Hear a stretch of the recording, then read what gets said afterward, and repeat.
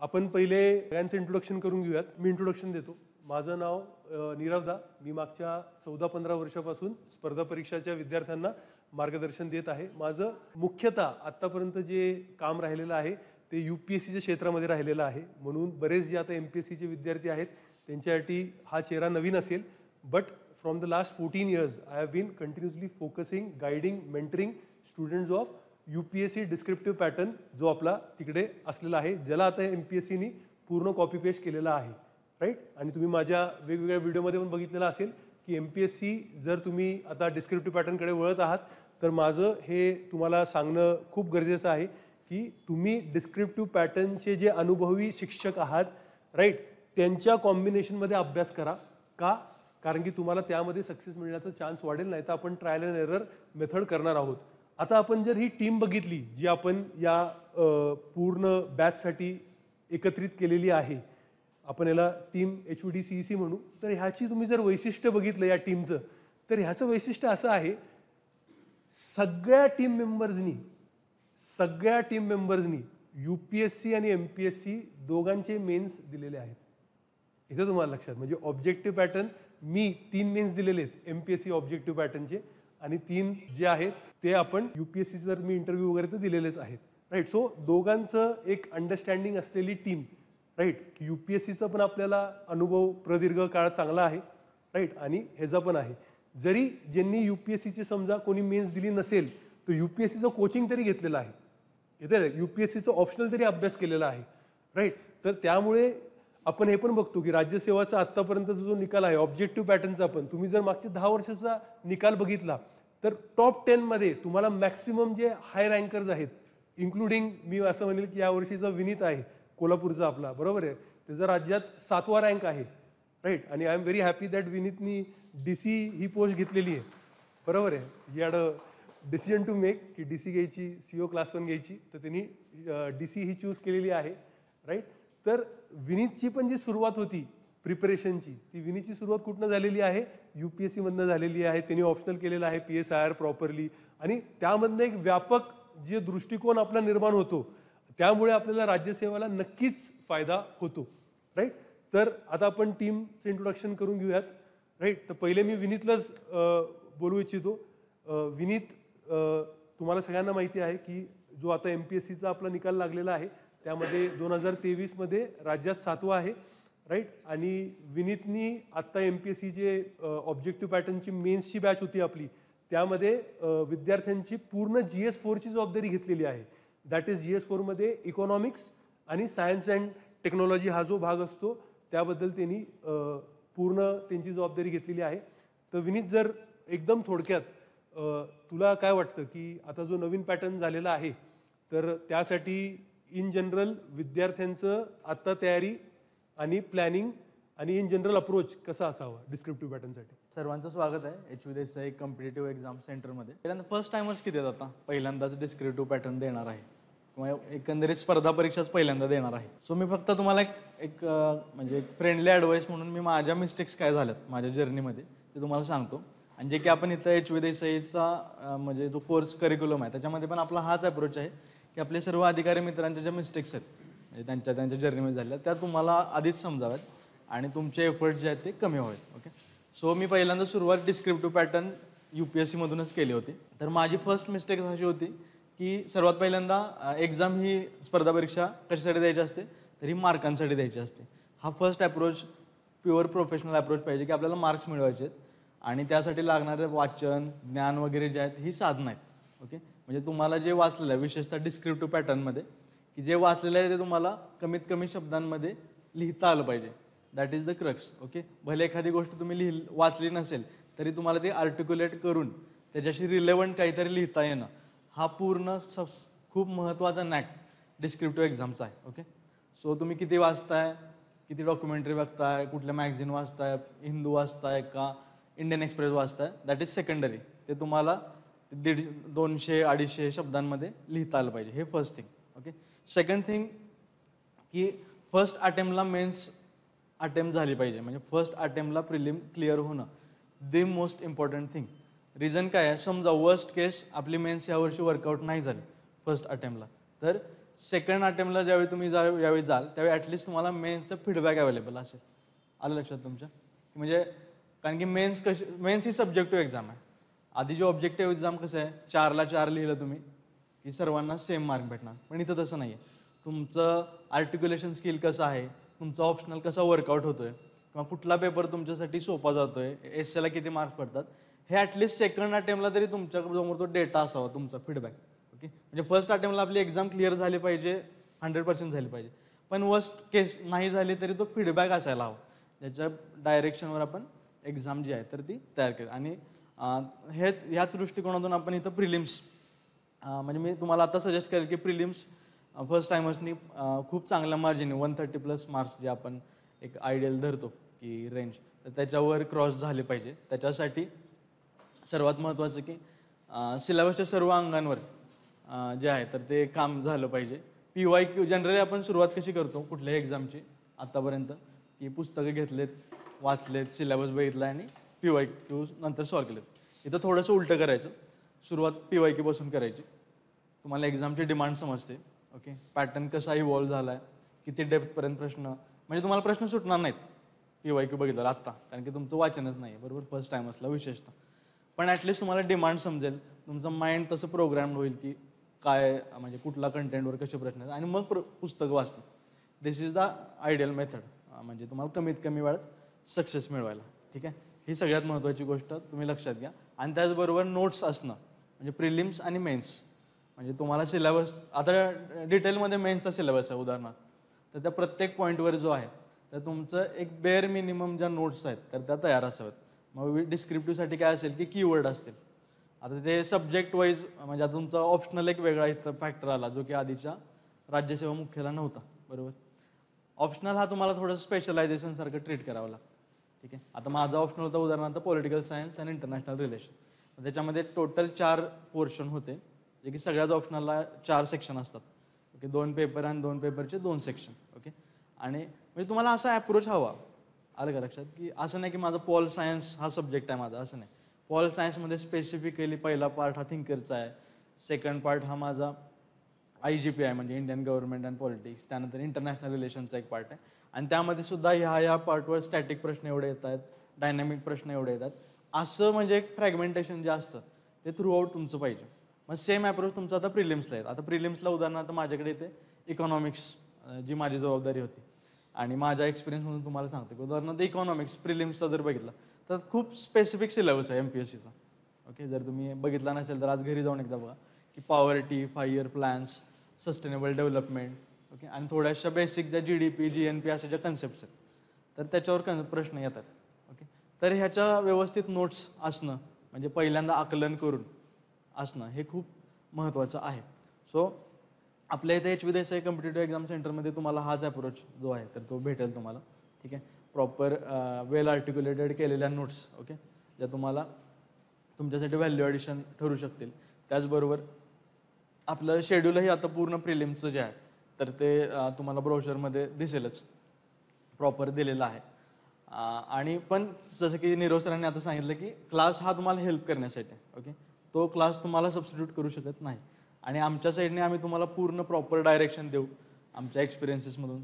ठीक आहे, फक्त तुम्ही काय करणं गरजेचं आहे की तो प्रोफेशनल अप्रोच की मला मार्क्स कसे मॅक्झिमम आले पाहिजे, आणि आपण जे इनिशिएटिव्ह घेतो, आता टेस्ट सिरीज होतील आपल्या इथे प्रॉपर, एखादं पहिल्यांदा सेक्शनल होतील, नंतर एक फुल लेंथ टेस्ट सिरीज होतील, तर त्याला तुम्ही तितक्या चांगल्या पद्धतीनं कोऑपरेट करणं आणि त्याचा फायदा करून घेणं हे अपेक्षित आहे. वेळोवेळी मग बाकी गोष्टींना ज्या गरज पडेल त्याला आम्ही आहेतच, सरसुद्धा आहेत, डिस्क्रिप्टिव्हसाठी आपल्याला डेडिकेटेड टीम आहे, तर ती तुम्हाला सर्व माध्यमातून सहकार्य करेल. प्रिलिम हे पास करायला खूप गरजेचं आहे, राईट. आणि प्रिलिमसाठी तुमची PYQ ॲनालिसिस हे खूप जास्ती महत्त्वाचे आहेत. परीक्षा बदललेली आहे, राईट, पण परीक्षा कुठली बदललेली आहे? मेन्स ही परीक्षा बदललेली आहे, प्रिलिम्स परीक्षा बदललेली नाही. म्हणून मागच्या 10 ते 12 वर्षाचे MPSCचे जेवढे काही PYQ आहेत ते सगळे आपले प्रॉपरली रिवाईज होणं अनिवार्य आहे. जसं मी तुम्हाला सांगितलं की आमची टीम जी आहे तर आपल्याकडे केतन सर आहेत जे पूर्ण CSATची जबाबदारी घेणार आहेत प्रिलिमसाठी. गणेश सर आहेत, हे तुमचे मेंटर तर राहणारच आहेत गणेश सर, बट तुम्हाला जॉग्रफी, एन्व्हायरमेंट हे जे विषय आहेत किंवा मेन्सचा आता आपण एक घटक कंप्लीट करून घेणार आहे, डिझास्टर मॅनेजमेंट आणि इंटरनल सिक्युरिटी, तो गणेश सरांकडे जबाबदारी आहे. गणेश सरांचं अजून एक वैशिष्ट्य म्हणजे एवढा प्रदीर्घ त्यांना एक्सपिरियन्स आहे, स्वतः त्यांनी आत्ता महाराष्ट्रात सगळ्यात जास्ती ज्या गोष्टीची गरज आहे, बऱ्याच तुमच्या मधले विद्यार्थी जे आहेत ते इंग्लिश मिडियममध्ये प्रिपेअर करणार असतील. कोण कोण इंग्लिश मिडियममध्ये प्रिपेअर करणार आहेत हातवरती करा बरं. तर इंग्लिश मिडियममधले जे विद्यार्थी प्रिपेअर करणार आहेत त्यांना सर्वात मोठा आत्ता जो संकट आहे तो म्हणजे की सर आम्ही महाराष्ट्राचं भूगोल कुठनं करायचं, आम्ही महाराष्ट्राचे जे समाजसुधारक आहेत आपले ते इंग्लिशमध्ये कुठनं करायचे. तर तुम्हाला मी सांगू इच्छितो गणेश सरांचे ऑलरेडी त्या भागांवरती इंग्लिशमध्ये नोट्स अवेलेबल आहेत. त्यांनी स्वतः बसून हे सगळे नोट्स बनवलेले आहेत. So you can get the benefit of those notes also. आणि प्रॉपरली तुम्हाला चांगलं साहित्य इंग्लिशमध्ये प्रिलिमसाठी पण उपलब्ध करून आपल्या एच व्ही देसाईकडनं तुम्हाला मिळणार आहे. राईट. त्यानंतर नीरवदा, मी आता प्रिलिम्ससाठी जर स्पेसिफिकली तुम्हाला सांगितलं तर माझी जी जबाबदारी इथे असणार आहे ते भारताचा जो आधुनिक भारताचा इतिहास आहे ती माझ्याकडे फक्त जबाबदारी असणार आहे. राईट. तर पूर्ण मी तुमचा जो सिलेबस आहे आधुनिक भारताचा इतिहास, राईट, प्रिलिम्स पर्स्पेक्टिव्हनी PYQ ॲनालिसिस करून तो आपण इथे कंप्लीट करणार आहोत, जे जे महत्त्वाचे घटक आहेत ते. राईट. अरविंद सर आहेत, लेजेंडरी माणूस, राईट, पॉलिटीमधला. तर अरविंद सरांकडे जी जबाबदारी आहे ती 2 गोष्टींची जबाबदारी आहे की टेस्ट सिरीज चांगल्यात चांगल्या एक स्टँडर्ड मेंटेन ठेवायचा, पॉलिटीची इन जनरल इंग्लिशमधली जबाबदारी त्यांच्याकडे असते, आणि सायन्स अँड टेक्नॉलॉजी जे भाग आहे आपल्याला प्रिलिमला सायन्स अँड टेक्नॉलॉजी नाही मित्रांनो. MPSCला प्रिलिम जर पास व्हायची असेल तर तुम्हाला जनरल सायन्स हा घटक असतो. येतो तुम्हाला लक्षात. जनरल सायन्सचे 20 प्रश्न तुम्हाला विचारले जातात, इवन न्यूमरिकल्स विचारले जातात. तुम्ही जर शाळेतले तुम्हाला आठवत असतील फिजिक्स, केमिस्ट्री, बायोलॉजी, येतो तुम्हाला लक्षात. तर त्या घटकासाठी आपल्याकडं अफनान शेख मॅडम आहेत, ज्यांचा अगेन प्रवास अफनानचा UPSC पासून स्टार्ट झालेला आहे. बरोबर आहे, UPSC पासून त्यांचा प्रवास स्टार्ट झालेला आहे. बरेच आता MPSCचे मुख्य परीक्षा दिलेले आहेत. नुकतेच STI म्हणून सिलेक्ट झालेली आहे, STI ASO, आणि नुकता जो आत्ता लेटेस्ट रिझल्ट आला 1 महिन्यापूर्वी त्यामध्ये फूड सेफ्टी ऑफिसर म्हणून पण त्यांचं सिलेक्शन झालेलं आहे. And she is scored one of the highest marks in the interview. मला असं वाटतं तिचं इंटरव्ह्यू पण खूप जास्ती काळ तिथे झालेला होता. राईट. तर अफनान इज व्हेरी क्वालिफाईड, तिचं पूर्ण शिक्षण पण सायन्समध्ये झालेलं आहे. So she is qualified for the general सायन्सचा जो तुमचा घटक आहे, जिथे तुम्हाला 20 प्रश्न विचारले जाणार आहेत. म्हणजे तुम्ही लक्षात घ्या 40% तुमचा जो पर्सेंट सिलेबस आहे पूर्व परीक्षेसाठी तो कशावरनं ठरणार आहे तुमचा? General science. It is not science and tech. General science म्हणजे फिजिक्स, केमिस्ट्री आणि बायोलॉजी असतं, त्याचं application is science and technology. येतो तुम्हाला लक्षात. So Afnan is going to cover that. आणि आपले जे सुनील सर आहेत, राईट, ते आपले सुनील सर म्हणू त्यांना किंवा SK सर म्हणायचं, बरोबर आहे का नाही? तर ते आपले पॉलिटीचा जो हा घटक आहे आणि आपला चालू घडामोडी, करंट अफेअर्स, ते कव्हर करणार आहेत. राईट. आपल्याबरोबर परत हा पण माझा विद्यार्थी आहे रमेश, राईट, लेजंड माणूस आहे. 3 UPSCचे त्यांनी इंटरव्ह्यू दिलेले आहेत. राईट. 2 माझ्याप्रमाणे मला जिथपर्यंत आठवते आहेत तिथपर्यंत राज्यसेवाचे पण 2 इंटरव्ह्यू दिलेले आहेत. हिस्ट्री ऑप्शनल त्याकडे पूर्ण जबाबदारी मी सोपवलेली आहे. रमेश जो आहे तो कम्प्लिटली हिस्ट्री ऑप्शनल हे कव्हर करणार आहे. तर अशा प्रकारची ही टीम आहे. मी सगळ्यांना म्हणजे बोलवणार आहे, पण त्याआधी मी आता तुम्हाला एक जनरल आयडिया देतो, मग मी एक एक करून फॅकल्टीजला बोलवतो आणि मग तुमचे काय डाऊट्स असतील तर तुम्ही डायरेक्टली त्यांच्यावर विचारू शकता किंवा तुम्हाला चांगला perspective you can say develop होईल. या बॅचचं नाव आहे आरंभ बॅच. या बॅचचं नाव आहे आरंभ बॅच. राज्यसेवा पूर्व परीक्षाची बॅच आहे. आरंभ म्हणजे आपण म्हणतोय की सुरुवात झालेली आहे. तर सुरुवात कशाने करणार आहोत आपण? पूर्व परीक्षांनी. तर ही आत्ता जी बॅच आहे, तुम्ही जर आरंभ बॅचला ॲडमिशन घेत असाल तर तुमचा पूर्ण फोकस कशावरती असणार आहे? पूर्व परीक्षेवरती असणार आहे. येतं लक्षात. बट दुसरी एक बॅच जी आहे ती MPSC कॉम्प्रिहेन्सिव्ह बॅच आहे. त्यामध्ये कसं असेल? आरंभ प्लस थोडंफार मेन्सचं पण आपलं सिलेबस चालणार आहे. मेन्सचा सिलेबस कुठला चालणार आहे तुम्हाला माहिती आहे? एथिक्स चालणार आहे आणि डिझास्टर मॅनेजमेंट, इंटरनल सिक्युरिटी चालणार आहे. म्हणजे आपला एम, आपला ध्येय, आपला जो टार्गेट आहे की थोडं 30% तरी मेन्स करून ठेवावं. बरोबर आहे का नाही? तुम्ही प्लॅन बघितलं तुम्हाला एवढं जबरदस्त वाटेल. एक मॅक्रो मी तुम्हाला प्लॅनिंग सांगतो.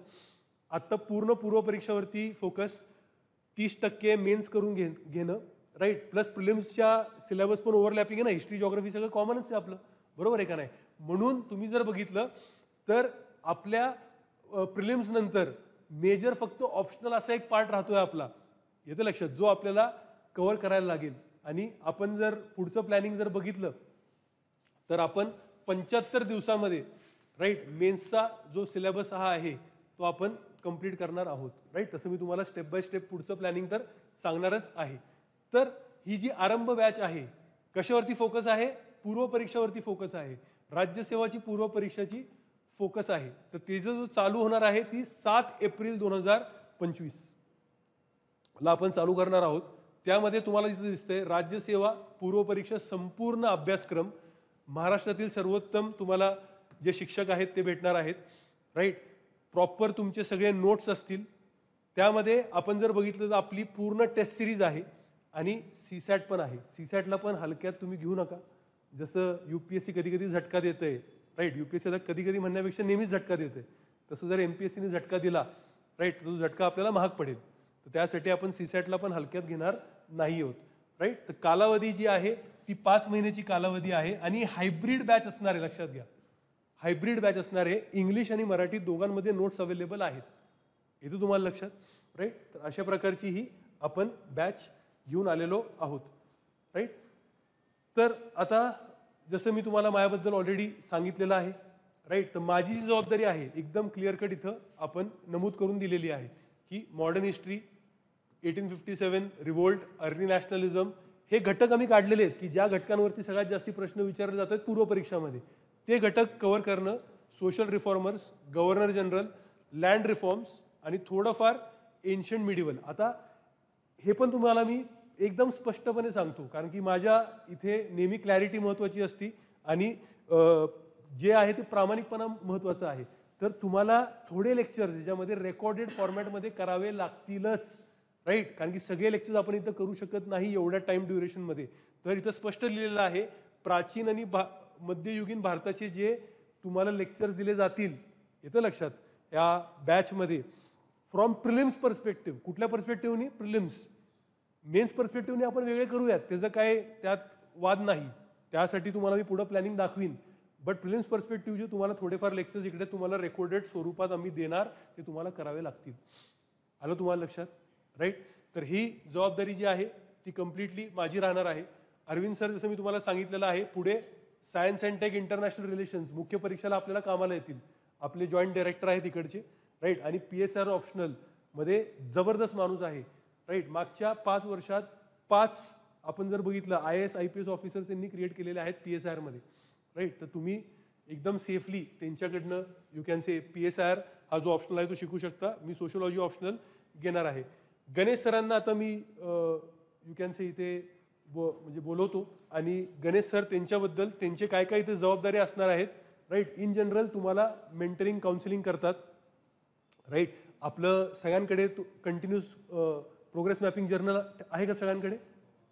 कोणी आणलंय का आज प्रोग्रेसिव्ह मॅपिंग जर्नल? तर तुमच्याकडे ठेवायचं आहे.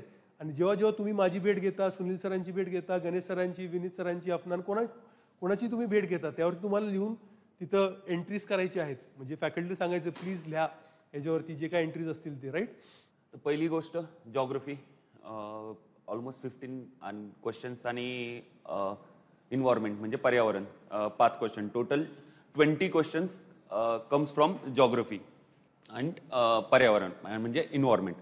तर आपल्याला काय करायचं, मेनली आपण जॉग्रफी पाहिलं तर जे 15 क्वेश्चन्स आहेत त्याच्यातले मोस्ट ऑफ द महाराष्ट्रावर हार्डली 2 to 3 क्वेश्चन्स आणि majority question India and world physical जॉग्रफीवर आहे जे MPSC प्रीमध्ये विचारले जातात. त्यानंतर इन्व्हायरमेंटचं मेनली काय विचारलं जातं आहे, हार्डली एखादी ऑर्गनायझेशन आणि बाकीचं complete conceptual things MPSC is asking. आणि जसं आपण पाहिलं की म्हणजे सायन्स त्याच्यानंतर बाकीचे जे सब्जेक्ट आहेत ते कसे आहेत, ते थोडेसे डिफिकल्ट आहेत. जॉग्रफीचा एक पॉझिटिव्ह ॲडव्हान्टेज हा आहे की आपण त्या 20 जॉग्रफी आणि इन्व्हायरमेंटचे जे 20 क्वेश्चन्स आहे त्याच्यामध्ये मॅक्सिमम स्कोर आपण करू शकतो. म्हणजे बाकीच्या सब्जेक्टच्या गोष्टी म्हणजे जर थोडंसं इकडे तिकडे झालं, कधी सायन्स डिफिकल्ट येतं, कधी करंट अफेअर्स, कधी इवन जॉग्रफी पण कधी कधी डिफिकल्ट येतं. म्हणून आपल्याला हे जे सब्जेक्ट्स आहेत ह्याच्यावर मेजर आपला फोकस असणार. आणि मेनली आपल्याला काय करायचं, आणखी दुसरी गोष्ट, आपण ज्यावेळी जॉग्रफी करणार आहोत किंवा इन्व्हॉर्मेंट करणार आहोत ते आपण थोडंसं डिस्क्रिप्टिव्ह, जे महाराष्ट्राचा जो पोर्शन असेल तर आपण थोडंसं डिस्क्रिप्टिव्ह पर्स्पेक्टिव्हनी पण त्या गोष्टी प्री बरोबरच करून घेणार, म्हणजे आपल्याला नंतर प्री नंतर आपल्याला महाराष्ट्राकडे परत यायची गरज लागली नाही पाहिजे. त्याचबरोबर आपण काय करणार आहे, मेन्सचा जो पोर्शन आहे तो म्हणजे आपत्ती व्यवस्थापन, that is disaster management, and then अंतर्गत सुरक्षा म्हणजे internal security, that things we are going to deal. आणि आम्ही म्हणजे इथिक्स, त्याच्यानंतर internal security, disaster management, why this subject. तर बेसिकली इथिक्स रिलेटेड तुम्ही भरपूर गोष्टी ऐकलेल्या आहेत आणि मोस्ट ऑफ द गोष्टी ज्या आपल्याला ज्या समजल्या आहेत, आपण ज्या आजूबाजू वावरतो काय करतो त्या गोष्टी येतात. त्याच्यानंतर इंटरनल सिक्युरिटी, तुम्ही मणिपूरचा इश्यू ऐकलेला आहे, बॉर्डरचे इश्यू ऐकतात, या गोष्टी म्हणजे तुम्ही कुठं ना कुठेतरी ऐकलेल्या आहेत. तेच डिझास्टर मॅनेजमेंट, कुठं अर्थक्वेक झाला, कुठं काय झालं, त्या गोष्टी तुम्ही नेहमी ऐकत आलेला आहे.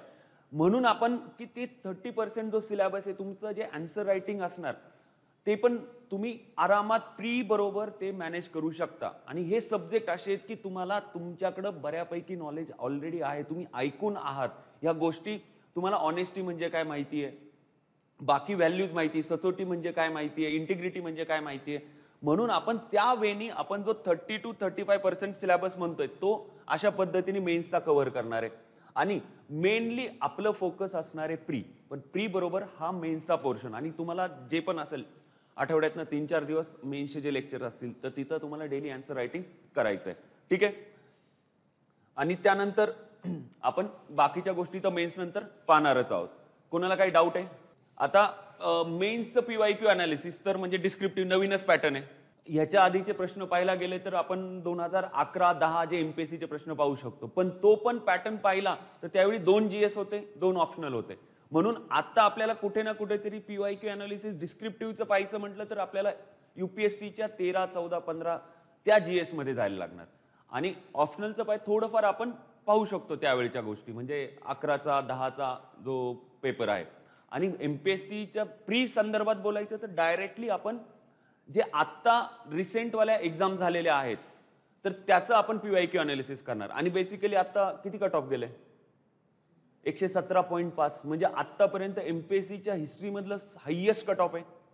म्हणून आपण ऍक्च्युली ते अनालिसिस म्हणजे तुमचं प्रत्येक सब्जेक्ट, पॉलिटी चालू झालं, हिस्ट्री चालू झालं, जिओग्राफी चालू झालं, इकॉनॉमी चालू झालं किंवा सायन्स चालू झालं, त्यावेळी ते टीचर तुम्हाला PYQ अनालिसिस बरोबरच सगळ्या गोष्टी तुमच्या कव्हर केलेल्या असणार आहेत. म्हणून तुम्हाला असं फक्त तुम्ही काय एक्सपेक्टेड आहे की तुम्ही पण थोडेफार क्वेश्चन पेपर स्वतःहून पाहिले पण पाहिजे. कारण की तुम्हाला आता जमणार आहे, जसं विनीत सर म्हटले तुम्हाला आता जमणार नाही, पण तुम्हाला एक समजून येईल की आपल्याला करायचंय काय, आपल्याला कुठं फोकस करायचा आहे. कारण की प्रत्येक पेपर वेगळा आहे, कंबाईनला वेगळ्या पद्धतीचं, त्याच्यानंतर राज्यसेवेला वेगळं, UPSCला वेगळं. म्हणून आपल्याला ते PYQ अनालिसिस स्वतःहून पण करायचं आणि क्लासमध्ये तुमचं सगळं कव्हर होणारच आहे. समजलं? कोणाला काही अजून डाऊट? ओके, तर आपल्याला जॉग्रफीचा आपण पूर्ण ॲनालिसिस करून घेतलं की एक्झॅक्टली आपल्याला जॉग्रफीमध्ये काय काय अभ्यास करायचा आहे, राईट. जसं मी तुम्हाला सांगितलं, रमेश शेंगाडे, राईट, परत माझा विद्यार्थी आहे. आपल्याला इथं दिसतंय की 4 MPSC राज्यसेवाचे मेन्स दिलेले आहेत, एक इंटरव्ह्यू दिलेला आहे आणि UPSCचे पण 3 इंटरव्ह्यू दिलेले आहेत, राईट. तर हिस्ट्री ऑप्शनलसाठी जे आहे, राईट, तुम्हाला हे करता येईल. केतन आपल्याबरोबर आहे, तर मी केतनला आता बोलवतो, राईट. त्यांनी एकदम शॉर्टमध्ये CSATची कशी स्ट्रॅटेजी असणार आणि कसं कव्हर करणार. आता बरेच जे तुम्ही विद्यार्थी आहात ऑलरेडी CSATचे लेक्चर्स करताय केतन सरांचे. तर CSAT बेसिकली आपण म्हणू शकतो last but not the list concern of तुमच्या कॉम्पिटेटिव्ह एक्झाम्स ज्या स्टुडंट्सचा म्हणजे आहे, पण एवढा इम्पॉर्टंट नाही, पण तेवढा तुमच्यासाठी फक्त क्वालिफाईंग नेचरचा आहे. व्यवस्थित अभ्यास केला तर अजिबात टेन्शन नाही आहे आणि तेवढा वन टाईम अभ्यास करायचा आहे. म्हणजे तुम्ही आज अभ्यास केला, मग आपला सेशन असणार आहेत साधारण 50 to 55 आवर्समध्ये आपलं कंप्लीट होईल. म्हणजे कमी नाही आहेत, ते आपण एक्सटेंड पण करू शकतो तुमच्या कम्फर्टनुसार. पण व्यवस्थित एकाच टाईमला अभ्यास केला की वन टाईम स्टडी आहे. म्हणजे तुम्हाला पुढच्या वर्षी परत अभ्यास नाही करायचा आहे. आय होप तुम्हाला परत द्यावी नाही लागो, पण जरी लागली तरी परत CSATचा अभ्यास करायचा नाही आहे. वन टाईम अभ्यास झाला, तुमचे टेन्शन गॉन. त्यामुळे फक्त जेव्हा फर्स्ट टाईम अभ्यास करू त्यावेळेस तो व्यवस्थित करायचा आहे. आत्ता आपण UPSCला करतोच आहे. MPSCला थोडंसं पॅटर्न वेगळं आहे. म्हणजे UPSCचं जसं त्यांचं कॉम्प्रिहेन्शन, रिडिंग कॉम्प्रिहेन्शन, रिझनिंग आणि क्वांट हे 3 पार्ट आहेत. इथे पण सेम 3 पार्ट आहेत. इथे फक्त काय होतं की UPSCला रिडिंग कॉम्प्रिहेन्शन थोडंसं त्यांचं कमी आहेत, म्हणजे कमी क्वेश्चन्स विचारतात, 30 to 35 क्वेश्चन्स विचारतात.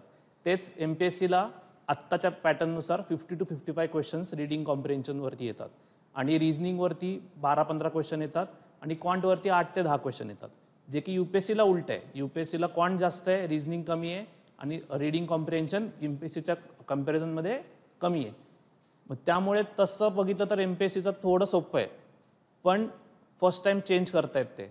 तर वी हॅव नो आयडिया की ते UPSCच्या लेवलला जातील का नाही जातील. जर का ते त्या लेवलला गेले तर मग जर का जसं UPSCला होतं मुलांचं की GSचा पूर्ण अभ्यास करतात आणि CSATचं थोडंसं राहून जातं. आपल्याला काय करायचं आहे, 66 पाडायचे आहेत, आपल्याला काय टॉप नाही करायचं आहे.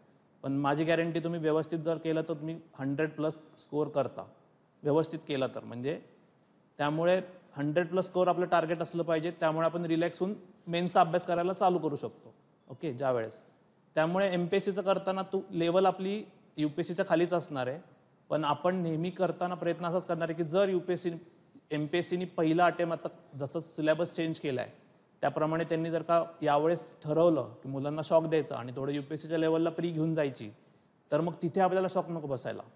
सो आपण ते क्वेश्चन्स आणि त्या लेवलला थोडीशी तयारी करून घेणार, म्हणजे प्रत्येक लेवल आधीचे झालेले क्वेश्चन्स आणि त्याच्यानंतर UPSCचे थोडेसे त्या लेवलचे 1 स्टेप अप आपण जाऊन त्याची प्रॅक्टिस करणार, ओके. सो त्यामुळे तुम्हाला त्या ठिकाणी अभ्यास करायला पण सोपं जाईल आणि टेन्शन पण त्या मुवमेंटला येणार नाही, ओके. बाकी तर काय डाऊट्स असतील तर सांगा. Thank you sir. सरांच्या तुमच्या मेसेजमध्ये एक मेसेज खूप मला महत्त्वाचा वाटला की CSAT जर तुम्ही व्यवस्थित केलं तर तुम्हाला चिंता राहणार नाही, प्रिलिमनंतर तुम्ही मेन्सचा अभ्यास करू शकता.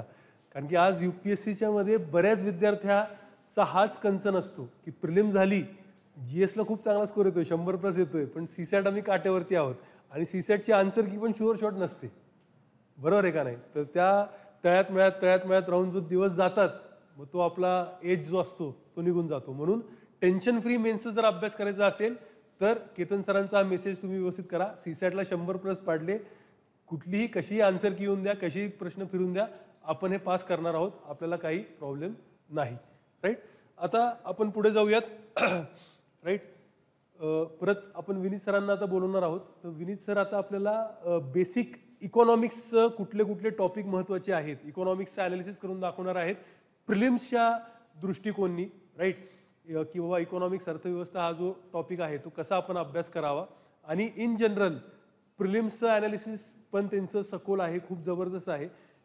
त्या माणसाकडनं आपण जर एक गोष्ट शिकावी तर बाबा ॲनालिसिस कसं करायचं गोष्टीचं आणि कसा अभ्यास करायचा, राईट, इन जनरल ट्रिक्स, तर ते पण ते त्याबद्दल सांगणार आहेत. तर विनीत सर, तुम्ही जर इकॉनॉमिक्सबद्दल आणि in general MCQ analysis, PYQ ॲनालिसिसबद्दल जर आम्हाला मार्गदर्शन केलं आमच्या विद्यार्थ्यांना, तर त्यांना खरंच या प्रिलिममध्ये फायदा होईल, कारण की 120+ स्कोअर काढायचा आहे. किंवा आपण इकॉनॉमिक्सच्या अनुषंगाने बोलतो. त्याचबरोबर मी तुम्हाला आपल्या कोर्समध्ये ओव्हरऑल शेड्यूल कसं ठेवलं आहे ते एक सांगेल, ठीक आहे. सर्वात पहिला मला जाणून घ्यायला आवडेल की तुमचं PYQ ॲनालिसिस म्हणजे तुम्हाला काय वाटतं नेमकं, कुणी सांगू शकेल का? म्हणजे वाचले पण असतील PYQ बऱ्याच जणांनी. बरं, मग तुम्ही PYQ ॲनालिसिस कशातून करता? असं बुकमधून करता का ओरिजिनल आयोगाचे पेपर वगैरे घेता? सेक्शन वाईज सेग्रिगेट केलेले पुस्तकं असतात वगैरे तशी. अजून मग तुम्ही असं हे करता का की प्रत्येक एखादा प्रश्न घेतला की त्याचा पूर्ण ऑप्शनचा पण अभ्यास करणं वगैरे, या गोष्टी हे करता, बरोबर?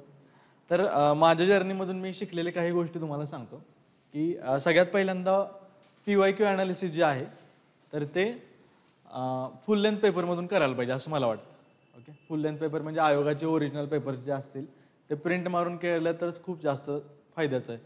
त्याला 2 रिझन आहेत. एक तर सगळ्यात महत्त्वाचं, तुम्हाला मार्कांचं रिलेटिव्ह डिस्ट्रीब्युशन समजतं.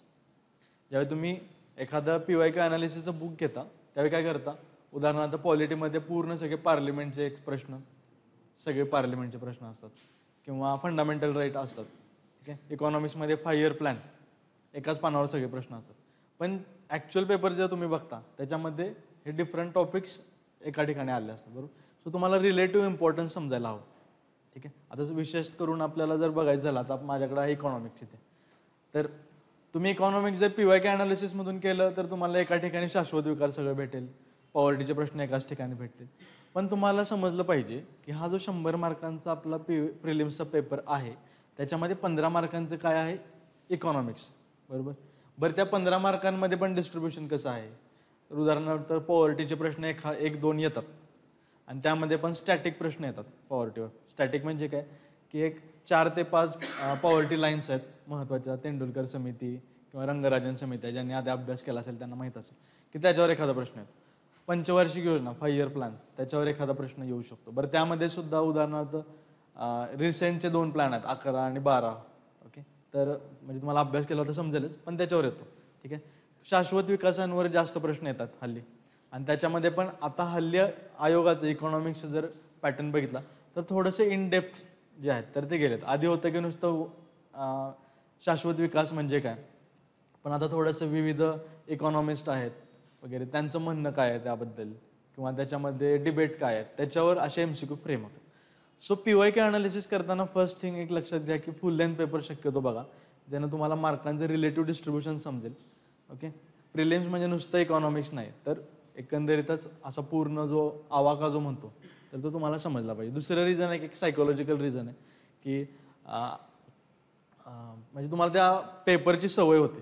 ओके, तो फॉन्ट किंवा ते जे एकंदरीतच तुमच्या माइंडमध्ये ते चित्र तयार होतं पेपरला घेऊन असणारं, तर ते तुम्हाला एक सायकोलॉजिकली ते तुम्हाला तयार करतं थोडंसं. ठीक आहे, तर ते एक लक्षात घ्या. आता सगळ्यात महत्त्वाचं इकॉनॉमिक्स. इकॉनॉमिक्सच्या अनुषंगानं सांगतो प्रिलिम्सच्या काय केलं पाहिजे आणि आपण इथे काय करणार आहे. ओके, एकतर सिलेबसच्या बाहेर काहीच नाही करायचं. ओके, इकॉनॉमिक्स हा खूप वास्ट एरिया आहे, पण प्रिलिम्सचा इकॉनॉमिक्सचा एरिया हा खूप लिमिटेड आहे. आर्थिक व सामाजिक विकास दिसतो तुम्हाला. ठीक आहे, त्याचबरोबर शाश्वत विकास. ओके, त्याचबरोबर पुढे आहे दारिद्र्य. समावेशन म्हणजेच काय, इन्क्लुजन. इन्क्लुजन म्हणजे आता तुम्हाला थोडक्यात सांगतो, इन्क्लुजन म्हणजे काय, समाजामध्ये जे वंचित गट आहेत, वंचित गट कुठले, महिला, बालक, अपंग, वृद्ध, जे स्वतः सक्षम नाही आहेत तितके, तर त्यांच्यासाठी ज्या शासन योजना राबवते, ओके, तर त्या योजनांचा अभ्यास आपल्याला इथं करायचा समावेशनमध्ये, म्हणजे सर्वांना इन्क्लूड करायचं. ठीक आहे, त्याचबरोबर अजून आहे लोकशाही. आता ह्याच्यावर कधी प्रश्न आला नाही आतापर्यंत, पण हा दिला. त्याचबरोबर सामाजिक क्षेत्रातील उपक्रम. सामाजिक क्षेत्रातील उपक्रम म्हणजे काय, शासनाच्या ज्या योजना आहेत. ओके, मग त्या विविध योजना आहेत. आता रेशन कार्डसाठी 1 नेशन 1 रेशन कार्ड आहे, प्रधानमंत्री जनधन योजना आहे, बरोबर, किंवा पेन्शन आणि अटल पेन्शन योजना वगैरे अशा विविध योजना ज्या आहेत, तर ह्याच्यावर प्रश्न तुम्हाला ह्या टॉपिकवर येतात. ठीक आहे, सामाजिक क्षेत्रातील उपक्रम. इंग्लिशमध्ये ज्यांना करणार त्यांना सोशल सेक्टर इनिशिएटिव्ह नावाचा पॉईंट आहे. ठीक आहे, तर ह्या सगळ्या योजना करायच्या आपल्याला ह्या सेक्टरमध्ये. इतका लिमिटेड सिलेबस आहे आणि ह्याच्यामध्ये तुम्ही लिटरली 15 पैकी 13 ते 14, आणि जर तुमचा खूपच चांगला अभ्यास झाला आणि एखाद दुसरे जे ऑड प्रश्न येतात ते जुळून आले तर आउट ऑफ मार्क्स सुद्धा 15 पैकी 15 हे घेऊ शकता तिथं. ठीक आहे, जिथे की तुमचा टोटल 30 मार्क्स कव्हर होतात. ओके, आणि जिथे की आपल्याला आपण एक ठरवलं टार्गेट किती, ॲव्हरेज एक 125-30च्या वर स्कोर असावा, जो की म्हणजे तुम्हाला कसं आहे माइंड रिलॅक्स राहतं. जे फर्स्ट अटेम्प्ट देणार आहेत त्यांना सांगतो की MPSCची पद्धत अशी असते की पहिल्यांदा एक आन्सर की येते, प्रिलिम्स झाल्यानंतर आन्सर की येते, त्याच्यावरून तुम्ही एक स्कोर काढता.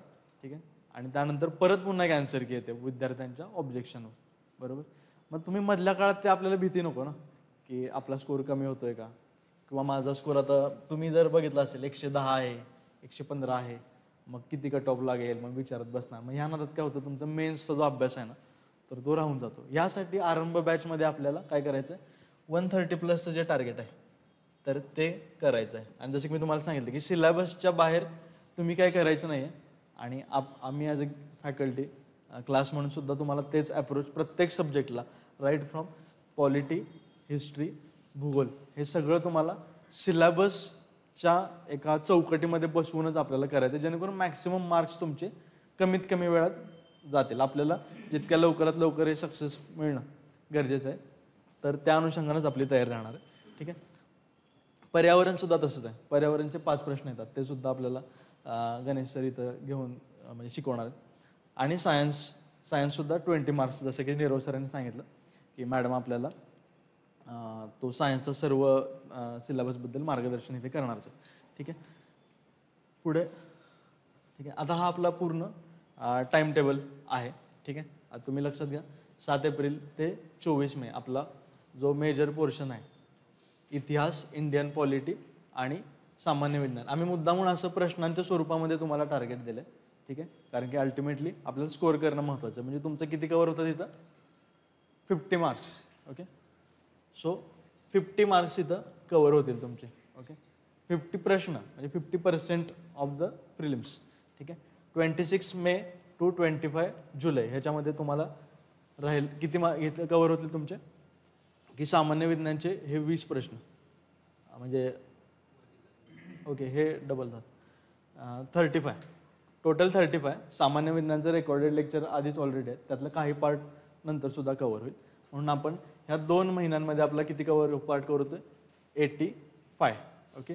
राहिलेले चालू घडामोडीचा जो प्रश्न आहे तर तो असं पॅरलली थोडाफार चालूच राहील, पण डेडिकेटली 26 जुलै टू 27 ऑगस्टमध्ये आपला डेडिकेटेड चालू घडामोडी म्हणजे करंट अफेअर्स तर तो पार्ट तिथे राहील. 15 मार्क्स येतात. त्यामध्ये सुद्धा एक जे एक ठराविक एरियामधूनच प्रश्न येतात चालू घडामोडीमध्ये. म्हणजे तुम्ही घरी जाऊन एकदा पेपर बघा की पर्सन इन न्यूज, स्पोर्ट्स वगैरे, अवॉर्ड्स, तर ते तुम्हाला सगळा अप्रोच ह्या बॅचमध्ये इथं 26 जुलै टू 27 ऑगस्ट जो आहे तर तो तुम्हाला शिकवला जाईल. अशा तऱ्हेने आपली पूर्ण तयारी जी आहे तर ती 100 मार्क्सची कव्हर होईल. बघा आम्ही आता डिझाईन करताना आम्ही कसं केलं आहे, आता हा चालू घडामोडी पार्ट जो आहे हा काय व्होलाटाईल पार्ट म्हणतो आम्ही त्याला. म्हणजे ॲस्पायरंटच्या ह्याच्यात व्होलाटाईल म्हणजे काय की त्यामध्ये फार स्कोअर येईलच याची शाश्वती नसते, कारण की खूप मोठा चालू घडामोडी म्हणजे त्याला लिमिट नाही. ठीक आहे. पण राहिलेले 85 मार्क जे आहेत जिथे की आपल्याला मॅक्सिमम स्कोअर करायचा असतो तो आपण आधीच कव्हर करणार आहे बरोबर जुलैपर्यंत. आणि आपली एक्झाम आहे सप्टेंबरमध्ये बरोबर. म्हणजे तुम्हाला व्यवस्थित प्रॉपर विथ नोट्स तुम्ही 2 महिने रिव्हिजनसाठी जे आहेत ते जे वापरू शकता आणि तेवढा जो आहे तर तो सफिशियंट कालावधी आहे. ठीक आहे. आणि शेवटच्या महिन्यामध्ये जे आहे 28 ऑगस्ट ते 25 सप्टेंबर ह्याच्यामध्ये तुम्हाला रिव्हिजन. ओके. परत आता कसं असतं रिव्हिजनमध्ये काय असतं, रिव्हिजन म्हणजे रिरीडिंग नाही. रिव्हिजन म्हणजे काय असतं परत तेच वाचायचं. रिव्हिजन म्हणजे तुम्हाला कंटेंटमधला गॅप भरून काढायचं. ओके. सगळं तुम्हाला माहिती आहे पण स्पेसिफिक काहीतरी ठराविक गोष्टी असतात एक 20-30% ज्या तुमच्या लक्षात राहून जात म्हणजे लक्षात राहत नाही. तर त्यासाठी आम्ही महत्त्वाच्या मुद्द्यांवर तुम्हाला जे आहे म्हणजे डेडिकेटेड असं रिव्हिजनचे सत्र असतील काही. त्याचबरोबर अधिकाऱ्यांचं मार्गदर्शन. आता मार्गदर्शन म्हणजे स्पेसिफिकली काय की आपली एक्झाम ही फक्त अभ्यासाची एक्झाम नसते तर ही पूर्ण टेम्परामेंटची पण एक्झाम आहे. म्हणजे बऱ्याचदा फर्स्ट टायमर्सना समजत नाही की माझी तयारी व्यवस्थित डायरेक्शन आहे की नाही, किंवा शेवटच्या महिन्यात अभ्यास पूर्ण होऊन सुद्धा ते कुठेतरी कॉन्फिडन्स नाही आहे किंवा आता बघू नेक्स्ट अटेम्प्टलाच वगैरे अशी मानसिकता होते. आणि मी हे खूप आता ॲज ॲस्पायरंट स्वतः फील पण केलं आहे. सो शेवटच्या महिन्यात जे तुम्हाला जो म्हणजे काय म्हणतात की स्पोर्ट्स सायकोलॉजीमध्ये असणार की मानसशास्त्र, क्रीडा मानसशास्त्र, की तुम्हाला स्पर्धात्मकता टिकवून ठेवण्यासाठी तुम्ही मेंटली सुद्धा काय असलं पाहिजे टफ असलं पाहिजे. तर ते तुम्हाला इथं भेटेल बरोबर. आणि त्याचबरोबर सगळ्यात महत्त्वाचं टेस्ट सिरीज. टेस्ट सिरीजचं शेड्यूलसुद्धा आपल्याला पुढे आहे बरोबर. आता ह्या सेक्शनल टेस्ट बरोबर. टेस्ट सिरीज पण महत्त्वाचं. आपण पहिल्यांदा सेक्शनल टेस्ट घेतो जसं की आपले सिलेबस होत जाईल त्यानुसार आपली पॉलिटीच्या 2, इतिहासच्या 2, अर्थशास्त्र 2 आणि पूर्ण प्री ओरिएंटेड. ओके. 2 तासाचं जे डेडिकेटेड जे शेड्यूल असतं की 100 प्रश्न तर ते तुम्हाला होतील. त्याचं तुम्हाला प्रॉपर ॲन्सर की आणि फीडबॅक सुद्धा भेटेल त्याचा. ठीक आहे. आणि अशा पद्धतीनं 24 ऑगस्टपर्यंत आपल्या ज्या आहेत तर त्या टेस्ट होतील. सीसॅटसुद्धा आपण कव्हर करतो यामध्ये. आणि त्यानंतर जसं की म्हटलं की सेक्शनल टेस्ट ह्या फक्त काय करण्यासाठी तुमच्या नॉलेजमधला गॅप भरून काढण्यासाठी बरोबर. मी वाचलं आहे उदाहरणार्थ पार्लिमेंट तर त्यातलं मला किती आठवतं आहे, किंवा ॲप्लिकेशन ओरिएंटेड प्रश्न असतील तर मला त्या ज्ञानाचा वापर करून प्रश्न सुटत आहेत का तेवढ्यासाठीच. कॉम्प्रिहेन्सिव्ह टेस्ट कशासाठी महत्त्वाचं आहे की सगळे प्रश्न एका वेळी जर आले तर तुम्हाला काय पाहिजे की ते म्हणजे बॅलन्स झाले पाहिजे. ठीक आहे. तर त्यासाठी आपण कॉम्प्रिहेन्सिव्ह टेस्ट ह्या एवढ्या ठेवल्या आहेत 31 ऑगस्ट, 7 सप्टेंबर आणि 14 सप्टेंबर अशा. आणि ह्यात शेवटची जरी तुम्ही बघितले असेल तर कशा की आपण जे ॲक्च्युअल एक्झामची रंगीत तालीम जे असते की सकाळी GS आणि त्यानंतर एक गॅप घेऊन सीसॅट तर तशा पद्धतीनं आपण इथं ठेवलेलं आहे. आणि एक लक्षात घ्या सीसॅटसुद्धा सिरियसली करा, कारण की जेव्हा म्हणजे मी UPSC दिलं आहे त्यावरून सांगतो की जेव्हा डिस्क्रिप्टिव्ह म्हणजे UPSCचा पॅटर्न चेंज झाला त्यावेळी त्यांनी सीसॅट मध्यंतरीच्या काळात इतकं टफ केलं की मुलं GSला खूप चांगले स्कोर्स आहेत पण सीसॅटमुळं ते मेन्सला अपेअर होऊ शकले नाही. म्हणजे खूप चांगले मुलं म्हणजे त्यामुळे असं ग्रँटेड नका घेऊ. म्हणजे असं भीती वाटण्याचं कारण नाही पण आपण कॅज्युअली पण नाही बघितलं पाहिजे त्याला. ओके. आणि पण त्या संदर्भात सर आपल्याला इथं आहेतच प्रॉपर सगळे. सीसॅटचं आपलं बेसिकली पॅटर्न काय की पॅसेजेस, ॲप्टिट्यूड रिजनिंग आणि डिसिजन मेकिंग. त्या संदर्भात सर तुम्हाला थ्रू आउट डिटेलमध्ये सगळ्या गोष्टी तुम्हाला इथे सांगणारच आहेत. ठीक आहे. आणि अशा पद्धतीनं तो हे सर ब्राउचर सगळ्यांना दिलं आहे ना आपण? ओके, ठीक आहे. तर अशा पद्धतीनं पूर्ण जे आहे तर HV देसाईमध्ये तुम्हाला राईट फ्रॉम सगळे सब्जेक्टचं स्पेशलायझेशन प्लस शेवटी कॉम्प्रिहेन्सिव्ह टेस्ट आणि शेवटच्या महिन्यात रिव्हिजनची सत्र आणि एकंदरीतच जे टेम्परामेंट हँडलिंगचं ज्या गोष्टी आहेत तर त्या संदर्भात मार्गदर्शन आपल्या इथे होईलच. बाकी सर्व गोष्टी ज्या आहेत आपल्याला सुनील सर इथं अजून एक्सप्लेन करतील. तुम्हाला काय प्रश्न असतील तर ते सुद्धा तुम्ही विचारू शकता. ऑनलाईन सर्वांना व्यवस्थित आहे, सर्वांची क्लॅरिटी आहे. आतापर्यंत बघा काही मनामध्ये प्रश्न असतील तुमच्या किंवा आत्ता काय विचारू किंवा लिहून ठेवा, मनात ठेवा. विनीत सरांना परत एकदा डाऊट क्लिअरिंगला मी बोलवतो की कसं करायचं आहे. आता मी अपना मॅडमला इंट्रोड्यूस करतो की त्यांनी त्यांच्या सब्जेक्ट्सबद्दल पूर्ण विद्यार्थ्यांशी संवाद साधावा. सर्वात आधी मी थोडंसं माझं इंट्रोडक्शन देते. बरेचसे यातले विद्यार्थी ओळखतही असतील मला. मी स्टार्टिंग UPSCपासून केली. सुरुवातीला UPSCचा अटेम्प्ट दिला. मी नीरव सरांची स्टुडंट आहे आणि त्यानंतर मग MPSCचे मेन्सला मी क्वालिफाय झाले आणि तेव्हापासून मग मी 2019पासून MPSCला शिफ्ट झाले आणि मग त्यानंतर MPSCच्या बऱ्याच मेन्स दिल्या. मध्ये मी माझी लास्ट इयर STA आणि ASO म्हणून सिलेक्शन झालं आणि आत्ता मी फूड सेफ्टी ऑफिसर आहे. सो बेसिकली सर्वात महत्त्वाचा मुद्दा म्हणजे ही जी FSO एक्झाम होती ही पहिल्यांदा डिस्क्रिप्टिव्ह पॅटर्नची झालेली फर्स्ट एक्झाम आहे MPSCची. सो आम्ही हा अनुभव घेतला की पेपर डिस्क्रिप्टिव्ह MPSCचा कसा असणार आहे आणि तो कसा लिहायचा आहे. तर सर्वात आधी तुम्हाला सांगते की UPSCचा जो एक अप्रोच असतो ना तो खूप युनिव्हर्सल आहे आणि खूप वेगळा आहे. MPSCचा अप्रोच खूप वेगळा आहे. तर UPSC माइंडसेट घेऊन इथे येऊ नका, फर्स्ट थिंग. सेकंड थिंग, MPSCची जी प्रिलिम्स असते आणि UPSCची प्रिलिम यामध्ये खूप फरक आहे. UPSC ही ॲप्लिकेशन बेस्ड असते, जास्त फॅक्ट्सवर डील करत नाही. MPSC पूर्ण फॅक्ट्सवर डील करते. म्हणजे तुम्हाला रट्टा मारायचा म्हणजे मारायचा. तुम्हाला कितीही कन्सेप्च्युअल क्लॅरिटी असेल, तुमचं मेन्सचं ऑप्शनल कितीही चांगला असेल किंवा GS 1-2 कितीही चांगला असेल, पण तुम्ही जर प्रिलिम्स क्लिअर केली नाही तर तुमच्या त्या मेन्स करण्याला काहीच अर्थ नाही आहे. सो प्रिलिम्स हा आपला फर्स्ट स्टेज आहे जिथे आपल्याला ॲक्च्युली प्रूव्ह करायचं आहे की आपण we are in the race. आणि प्रिलिम्ससाठी जसे आपण कट ऑफ्स बघतो की 117 आहे, 120 आहे, तर आपल्याला कधीही 117 कट ऑफ लागतोय म्हणजे 117 मार्क नको आहेत. आपल्याला 130, 125 प्लस पाहिजे का तर आपण सेफ झालो पाहिजे.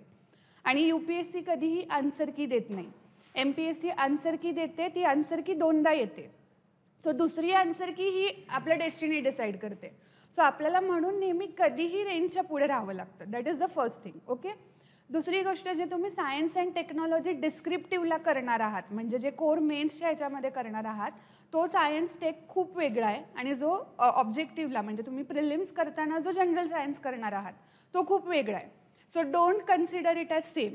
कारण की तुम्ही जे सायन्स टेक करणार आहात पुढे त्यामध्ये स्पेस मिशन येतं, टेक्नॉलॉजीचा पार्ट येतो, बायोटेक येतं, कम्प्युटर येतं आणि तिकडे तुम्ही लिहिणार आहात.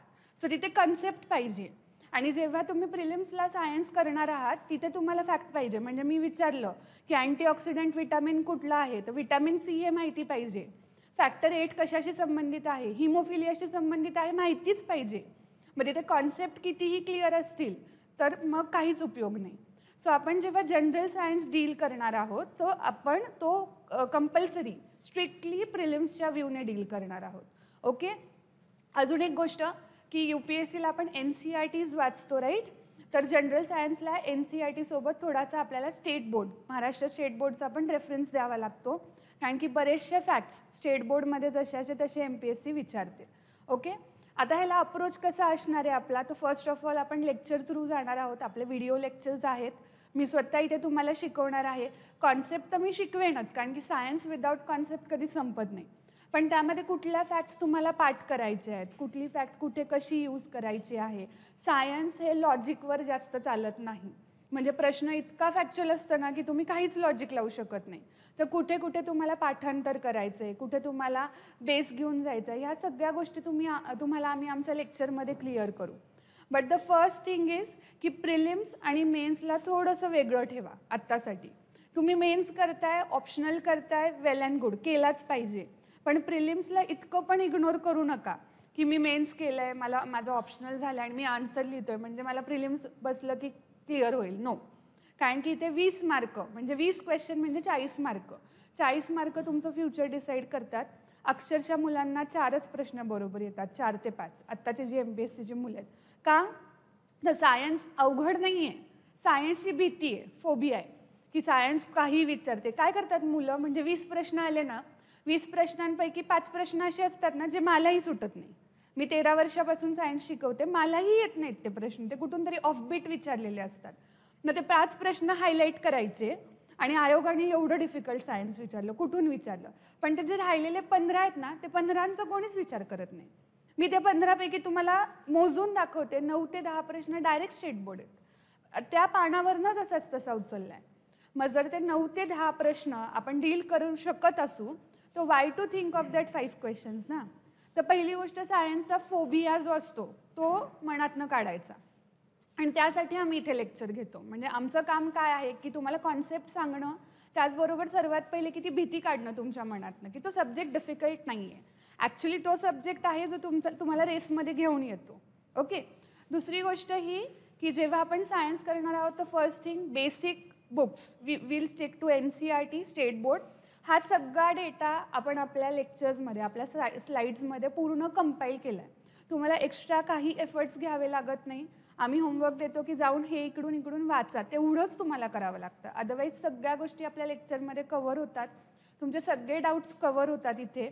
आणि PYQ जे आहेत की PYQ कसं डील करायचं किंवा कुठे काही लॉजिक लागते का, तर प्रत्येक लेक्चरनंतर आपण लगेच PYQ घेतो. Same approach for all subjects, history असो, जॉग्रफी असो, पॉलिटी असो. तो टॉपिक झाला की लगेच आपण लेक्चरनंतर PYQ घेतो, त्याचा ॲनालिसिस घेतो आणि मग तुमचं काम असतं की go and revise it. So प्रिलिम्सला ह्याच अप्रोचने जा. सायन्सला हलक्यात घेऊ नका. खूप इम्पॉर्टंट टॉपिक आहे हा. आणि MPSC जरी UPSC पॅटर्नला चालली आहे तरी आपण असंच कन्सिडर करू की प्रिलिम्स त्यांची तशीच राहणार आहे. तर ते जसं आता ट्रेडिशनल वेनी फॅक्च्युअल बेसिसवर विचारत आहेत, तर we should be ready with facts as well as with concepts. Concept आपला मेन्समध्ये कव्हर होतोय, फॅक्ट्स आपल्याला इथून कव्हर करायचे. ओके. तुम्हाला बऱ्यापैकी इकॉनॉमिक्स, सायन्स, जॉग्रफी या सगळ्या विषयांबद्दल क्लॅरिटी आलेली आहे, राईट. आता सुनील सरांना आपण बोलूयात. तर सुनील सर हे जे आहेत ते पॉलिटी आणि एस्पेशली जो आपला महाराष्ट्रातला घटक आहे, राईट, पंचायती राज, त्याच्यावरती पण एखादा प्रश्न विचारण्याची शक्यता असते. तर पॉलिटीचं जर कोणी एक तज्ज्ञ असेल MPSC प्रिलिम्सच्या दृष्टिकोनाने, तर सुनील सर हे नक्की आपण म्हणू शकतो. कारण की आता त्यांना प्रदीर्घ एक्सपिरियन्स आहे. मागच्या 5-6 वर्षापासून कंटिन्युअसली ते पॉलिटी शिकवत आहेत. एका वर्षातनं 4-4, 5-5 बॅच त्यांनी पॉलिटी शिकवलेले आहेत. तर त्यांना पॉलिटीमधल्या कुठल्या कानाकोपऱ्यामधनं काय काय विचारलं जाईल, बरोबर आहे, लक्ष्मीकांतमध्ये कसं प्रश्न फिरवतात, तर त्या सगळ्यांचं त्यांना चांगलं माहिती आहे आणि त्यांचं त्याच्याबद्दल विश्लेषण पण चांगलं आहे. तर मी सुनील सरांना सांगतो की तुम्हाला आता पॉलिटीबद्दल एक चांगला म्हणजे हे सांगितलं पाहिजे त्यांनी की कसे पॉलिटीचे प्रश्न आहेत आणि त्याची स्ट्रॅटेजी काय असली पाहिजे पॉलिटीबद्दल. नमस्कार मित्रांनो. खरं तर पॉलिटीमध्ये पहिला मुद्दा महत्त्वाचा आहे की काही टेक्निकल्स वर्ड्स जे आहेत, इंग्लिश मराठीमध्ये कन्फ्युजन आहे, ते फर्स्ट ऑफ ऑल क्लिअर करतो की प्रत्येक फॅकल्टी किंवा प्रत्येक आमची जी होलिस्टिक प्लॅन आहे आमच्या टीमचा, Marathi as well as English दोन्हीही लँग्वेजला कवर कम्प्लीट करायचं आहे. बरोबर. जसं तुम्हाला संघ राज्य म्हणलं कळत नाही पण फेडरलिझम म्हणलं की लगेच अंडरस्टँड होतं. संघ म्हणलं कळत नाही पण युनियन म्हणलं की लगेच कळतं. तर असं प्रत्येक सब्जेक्टचं, ऑल सब्जेक्ट्स आपण ते पहिलं कव्हर करणार. ते एक गोष्ट क्लिअर झाली. दुसरं माझं मेन काम आहे की तुम्हाला पॉलिटीमध्ये महाराष्ट्रामध्ये सर्वोत्तम मार्क मिळवून देणं, हा पहिलं टार्गेट आहे माझं. ते मार्क मिळवून देण्यासाठी 3-4 गोष्टीची आवश्यकता असते. एक तर पहिला मुद्दा आहे तुमच्याकडे की सब्जेक्टची डिमांड काय आहे. प्रत्येक सब्जेक्टची डिमांड वेगवेगळी आहे. जर सब्जेक्टची डिमांड वेगवेगळी आहे तर स्ट्रॅटजीसुद्धा ऑब्व्हियसली वेगळी असणार आहे. आणि जर स्ट्रॅटजी वेगळी असेल, डिमांड वेगळी असेल, तर प्लॅनिंगही थोडासा डिफरन्स करावा लागणार आहे.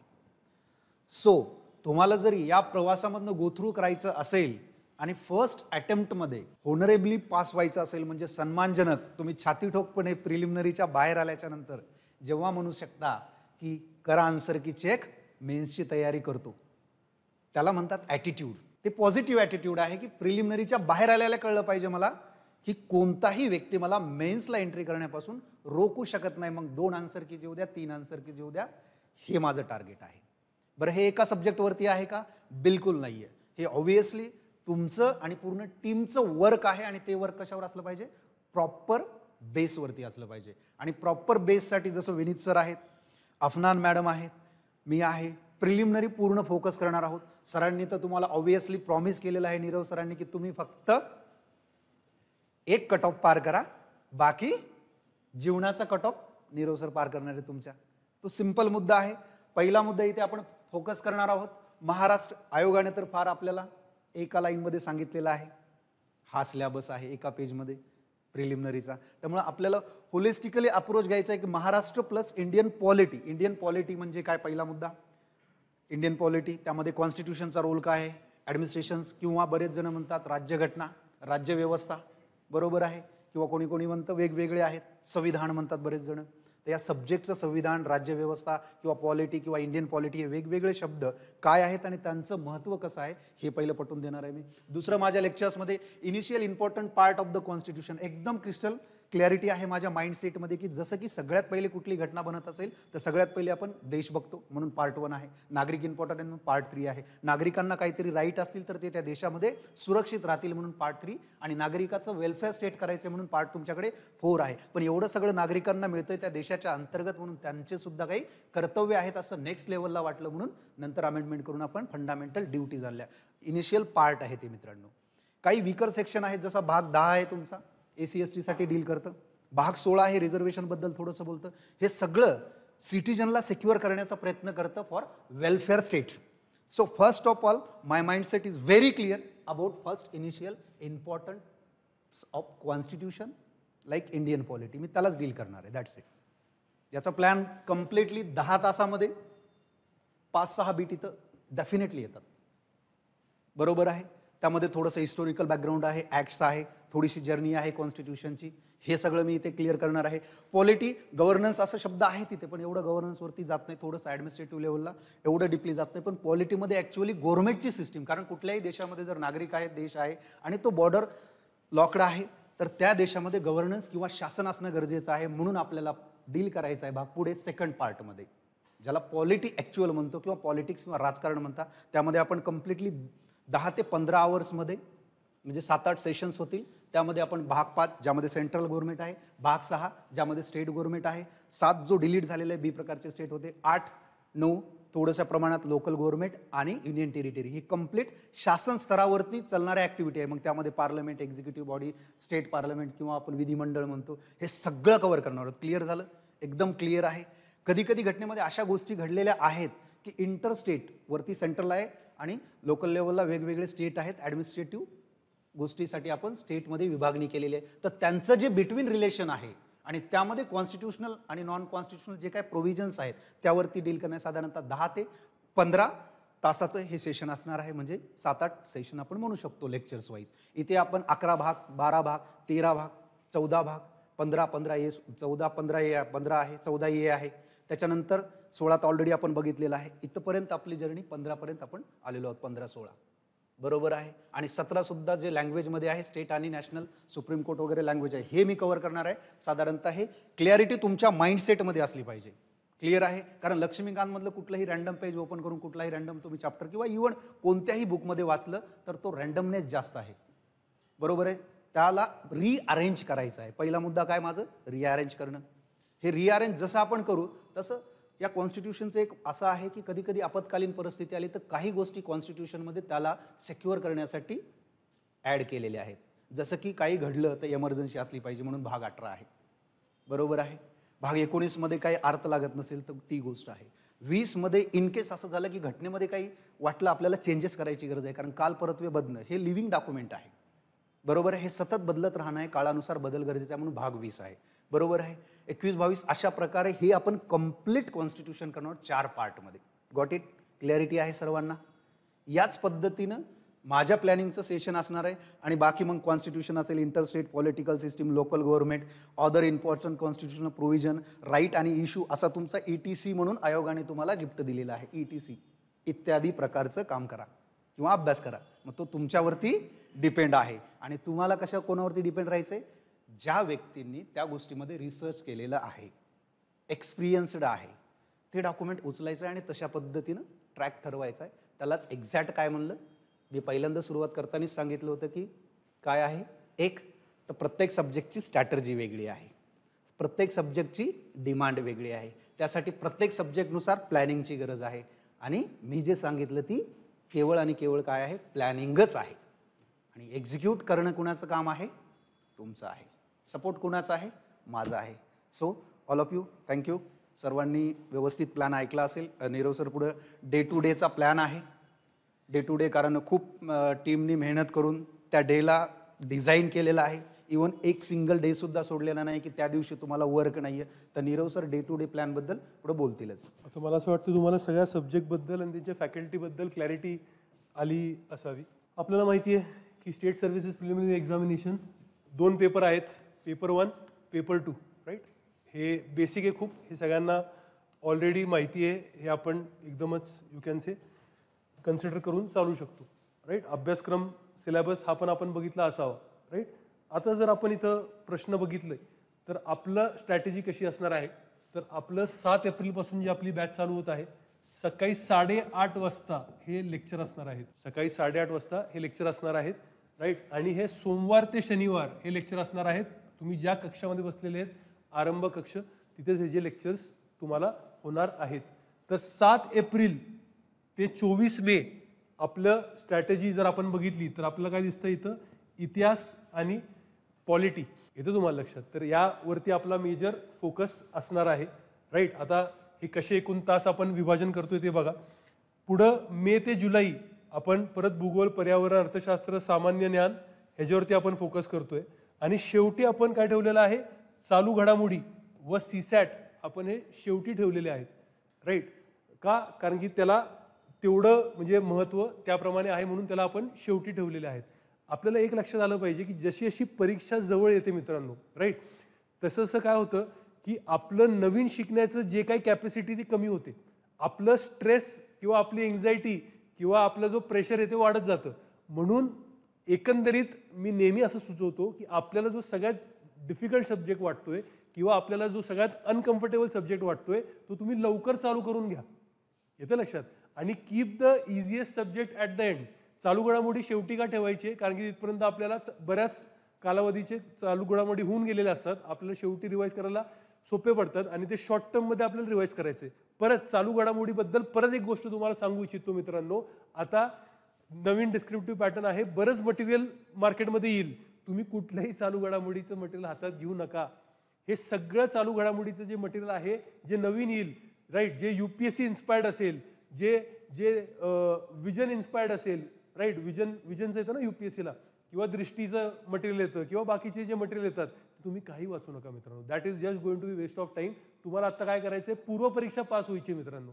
तर पूर्वपरीक्षा पास होण्यासाठी पूर्वपरीक्षा फोकस्ड चालू घडामोडी फक्त आपल्याला वाचायचं आहे.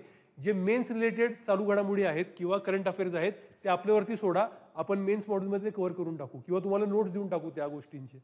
येतं तुम्हाला लक्षात. So don't get into the trap of new material. Don't get into the trap of answer writing batches. एवढे बाजारात आन्सर रायटिंग बॅचेस आहेत, मला मूर्खपणा वाटतो त्या गोष्टींचा. अभ्यास झाला नाही, कसलं आन्सर रायटिंग करणार, कसलं आन्सर रायटिंग करणार तुम्ही, बरोबर आहे का नाही. त्यापेक्षा आपण इथं जसं करतोय की एथिक्स शिकवलं, आज जो शिकवलं त्या घटकावरती प्रश्न सोडवा. थेरी झाली की थेरीवरती पूर्ण एक पेपर घ्या, केस स्टडीवरती पूर्ण पेपर घ्या, येतं लक्षात. ऑप्शनल झाला की त्याच्यावरती आन्सर रायटिंग करा, येतं तुम्हाला लक्षात. This is a proper way of doing it.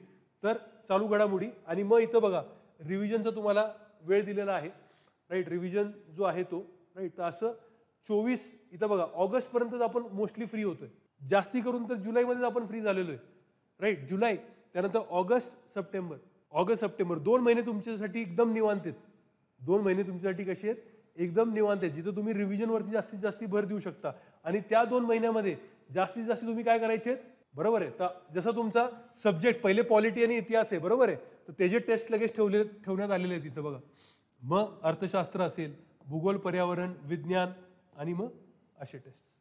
हे सेक्शनल टेस्ट झाले तुमचे, right. This is the phase 1. आता ह्याच्या वेळेस पण तुम्हाला कसं डिफाईन करून दिलं जाईल, UPSC स्टाईलमध्ये आपण जसं डिफाईन करतो की पॉलिटीची टेस्ट 1 काय सिलेबस असेल, परत पॉलिटीची टेस्ट 2 काय सिलेबस असेल. म्हणजे तुम्ही जर त्या पॉलिटीला 2 भागामध्ये अभ्यास केला तुमचा परफेक्ट अभ्यास होईल. म्हणजे तुमचा पॉलिटी झाला, मग इतिहास झालं, असे एक तुमचा सब्जेक्ट होत गेला की मग पुढे तुम्हाला काय द्यायचे, फक्त फुल लेंथ टेस्ट द्यायची. आणि या फुल लेंथ टेस्टमध्ये आपण UPSCला जसं घेतो 1 किंवा 2 टेस्ट हे प्रॉपर सिम्युलेटेड फॉर्मॅटमध्ये घेतो आपण. जसे आयोग घेणार टेस्ट, हॉल तिकीट मिळणार तुम्हाला, तुम्हाला तुमचा रोल नंबर मिळणार, त्या रोल नंबरवरती जाऊन बसायचं, टेस्ट द्यायची, राईट. तर तशा प्रकारे प्रॉपर आपण हे टेस्ट कंडक्ट करणार आहोत. इथं तुम्हाला लक्षात. तर हे पूर्ण तुमचा जो टाइम टेबल आहे अशा प्रकारे बनवलेलं आहे मित्रांनो. एप्रिल, राईट, मे, जून, जुलै, ऑगस्ट, सप्टेंबर, म्हणजे एवढ्या लेवलचं ते प्लॅनिंग केलेलं आहे आणि तसं इम्प्लिमेंटेशन आपण करणार आहोत. येतं तुम्हाला लक्षात, राईट. तर आपण जर बघितलं तर अशा प्रकारे आपण केलं तर खूप जबरदस्त होणार आहे. मी तुम्हाला हे पण सांगितलं होतं की पूर्वपरीक्षा करता करता 30% सिलेबस मेन्सचा कंप्लीट करणार आहे. तर तो कुठला करणार आहे तो पण इथं लिहिलेला आहे. हे तर तुम्हाला लक्षात. हा 30% जो सिलेबस आहे, 30-35% सिलेबस हा करणार आहे. त्यामध्ये daily answer writing, sectional test ते वेगळे चालूच राहणार, राईट. ह्याच्यामध्ये आठवड्यातनं 3-4 लेक्चरच असतील, आठवड्यातनं 3-4 लेक्चरच असतील आणि 2च फॅकल्टी ह्याच्यामध्ये तुम्हाला आता मुख्य परीक्षेसाठी लावणार आहे आपण. ओके. तर GS मेन कुठपर्यंत चालणार ते पण फक्त जून 2025, जून 2025 पर्यंत जाणार, राईट. आणि एकदा तुमची पूर्वपरीक्षा झाली, की मग 100% तुमचा जो मेन्सचा कव्हरेज आहे तो आपण किती दिवसामध्ये करणार आहे, फक्त म्हणजे विदिन 3 मंथ्स. सप्टेंबर तुमचं झालं, ऑक्टोबर, नोव्हेंबर, डिसेंबर, 31 डिसेंबरमध्ये तुम्हाला फ्री करायचं आहे. म्हणजे पुढचे 3 महिने तुम्ही रिव्हिजन आणि टेस्ट सिरीज, आलं तुम्हाला लक्षात. कारण की 6 महिने आपल्याला देणार आयोग, मार्चलाच घेणार किंवा एप्रिललाच आपली जी मुख्य परीक्षा आहे ती घेणार. इथं तुम्हाला लक्षात, राईट. तर अशा प्रकारे तुम्ही जर बघितलं त्यावेळेस पण MPSCची मेन्स टेस्ट सिरीज असणार, त्यामध्ये सेक्शनल 10 टेस्ट असणार आणि फुल लेंथ तुमचे 8 टेस्ट असणार त्यावेळेस. परत हे सगळे बायलिंग्वल मध्ये असणार, राईट. ऑप्शनल तुम्हाला सोशोलॉजी आहे, PSIR आहे, जॉग्रफी आहे, हिस्ट्री आहे, राईट. हे जे काही सगळे ऑप्शनल्स आहेत हे तुमच्यासाठी अवेलेबल राहणार, राईट.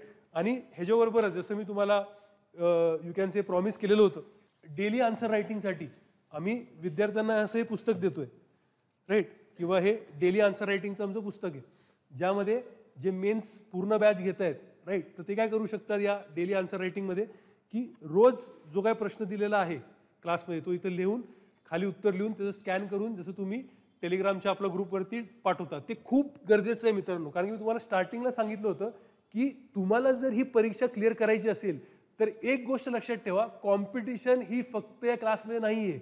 इथं बसलेला हर एक विद्यार्थी हा माझा यू कॅन से मित्र आहे, हा मला मदत करणार आहे की माझी लेवल कशी मी वाढवणार, या दृष्टिकोनाने तुम्ही इथं बसायचं मित्रांनो. You don't treat your you can say friends as your competition. Competition तुमच्या या क्लासरूमच्या बाहेर आहे आणि ती खूप मोठ्या लेवलला कॉम्पिटिशन आहे. तुम्ही जर एक दुसऱ्यांचे हात पकडले, तुम्ही जर एक दुसऱ्यांना सहायता केली तर सगळ्यांची लेवल वाढेल. मी एखादं उत्तर चांगलं लिहिलं, मला एखादी कन्सेप्ट चांगली आली, मला डायग्राम काढता आलं, मी तुम्हाला शेअर केलं, तुमच्याकडनं मी काय शिकलो, आपण सगळे यू कॅन से प्रगती करणार. हे लक्षात घ्या, इथं तुम्हाला लक्षात. म्हणून कॉम्पिटिशन ही आपल्या क्लासरूममध्ये नसते.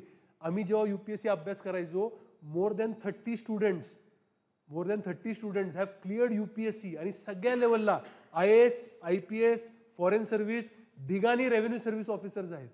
का? कारण की आम्ही सगळे एकत्र बसून जेव्हा अभ्यास करायचो, एक दुसऱ्याला मदत करायचो, आन्सर रायटिंगमध्ये, एसे रायटिंगमध्ये किंवा इंटरव्ह्यूच्या वेळेस आम्ही मदत केलेली एक दुसऱ्यांना. ह्यामुळे सगळ्यांची लेवल हळूहळू काय होत गेली, वाढत गेली, राईट. आम्ही जेव्हा अभ्यास करायला बसायचो तेव्हा काय होसायचं की मी अभ्यास करतोय, मला आज दुसऱ्या माझ्या मित्राला आज अभ्यास करण्याची इच्छा होत नाहीये, पण हा अभ्यास करायला बसलाय, माझं पण मोटिवेशन वाढायचं. इथं तुम्हाला लक्षात, एक हेल्दी कॉम्पिटिशन निर्माण झाली पाहिजे मित्रांनो आपल्या क्लासरूममध्ये. त्या इकोसिस्टम मध्येच रिझल्ट येणार, बरोबर आहे का नाही. घरी बसून आपला अभ्यास झाला का, नाही झाला. इथे आपण आलो की आपला अभ्यास एक लेवल वरती गेलाय, पण आता आपली जबाबदारी असली पाहिजे की आपण सगळे मिळून काय वातावरण इथं निर्माण करतोय, एक दुसऱ्याला कसं सपोर्ट करतोय, एक दुसऱ्याला कसं एन्करेजिंग करतोय. का, स्पर्धा परीक्षेमध्ये तुम्हाला जो भेटणारा विद्यार्थी आहे, 100 लोक जर भेटले तर क्वचित अफनान मॅडम सारखे किंवा विनीत सारखं 1 किंवा 2 विद्यार्थी भेटेल की जो यशस्वी आहे. 100 मधले 99 विद्यार्थी कसे असणार आहेत, अयशस्वी असणार आहेत. म्हणून या पूर्ण सिच्युएशनमध्ये वातावरण काय असणार आहे, नकारात्मक वातावरण असणार आहे, निगेटिव्ह ॲटिट्यूड. पण तुम्हाला जर निगेटिव्ह ॲटिट्यूड आलं, तुमचा अभ्यास होणार नाही. So you have to be positive, you have to be always you can say curious, की मी काय नवीन अभ्यास करू, मी कसं इम्प्रूव्ह करू. बरोबर आहे. ज्या दिवशी तुमच्यामध्ये निगेटिव्ह ॲटिट्यूड आलं, तुमचे सक्सेस होण्याचे चान्सेस खूप कमी झाले मित्रांनो, हे लक्षात ठेवा. राईट.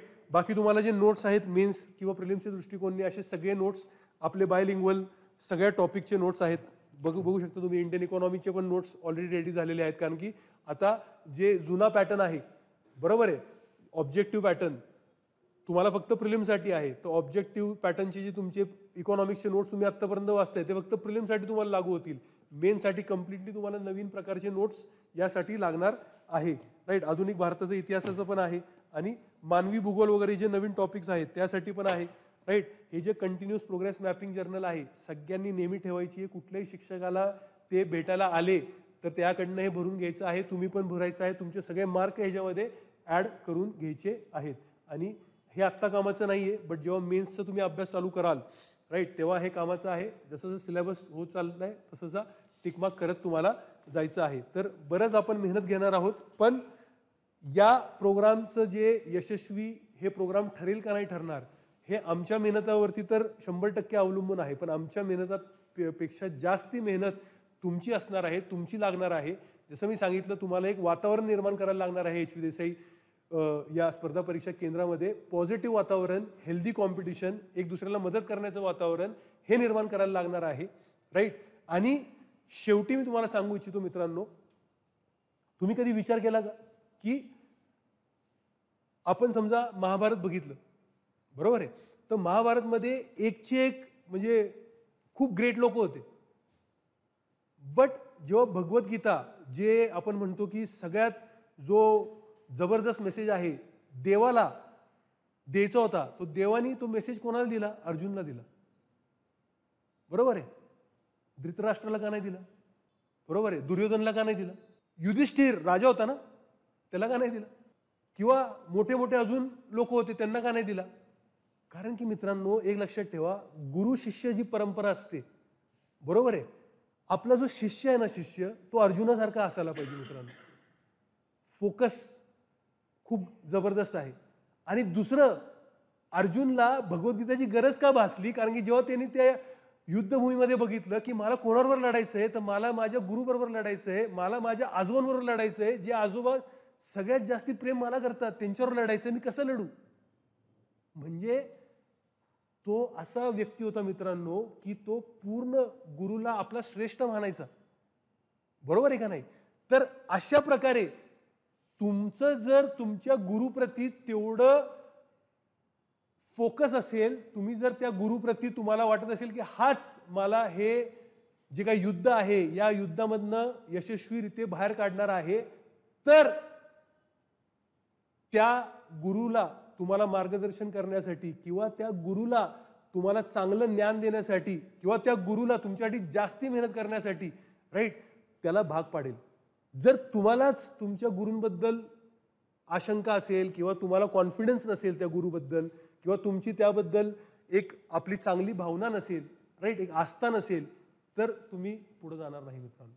म्हणून तुम्ही जर हा निर्णय घेतला आहे की एच व्ही देसाई स्पर्धा परीक्षा केंद्र हेच माझं सारथी आहे, हेच माझं गुरु आहे आणि हे जसं मला सांगेल तसं मी करणार, तर तुम्हाला यश मिळणार.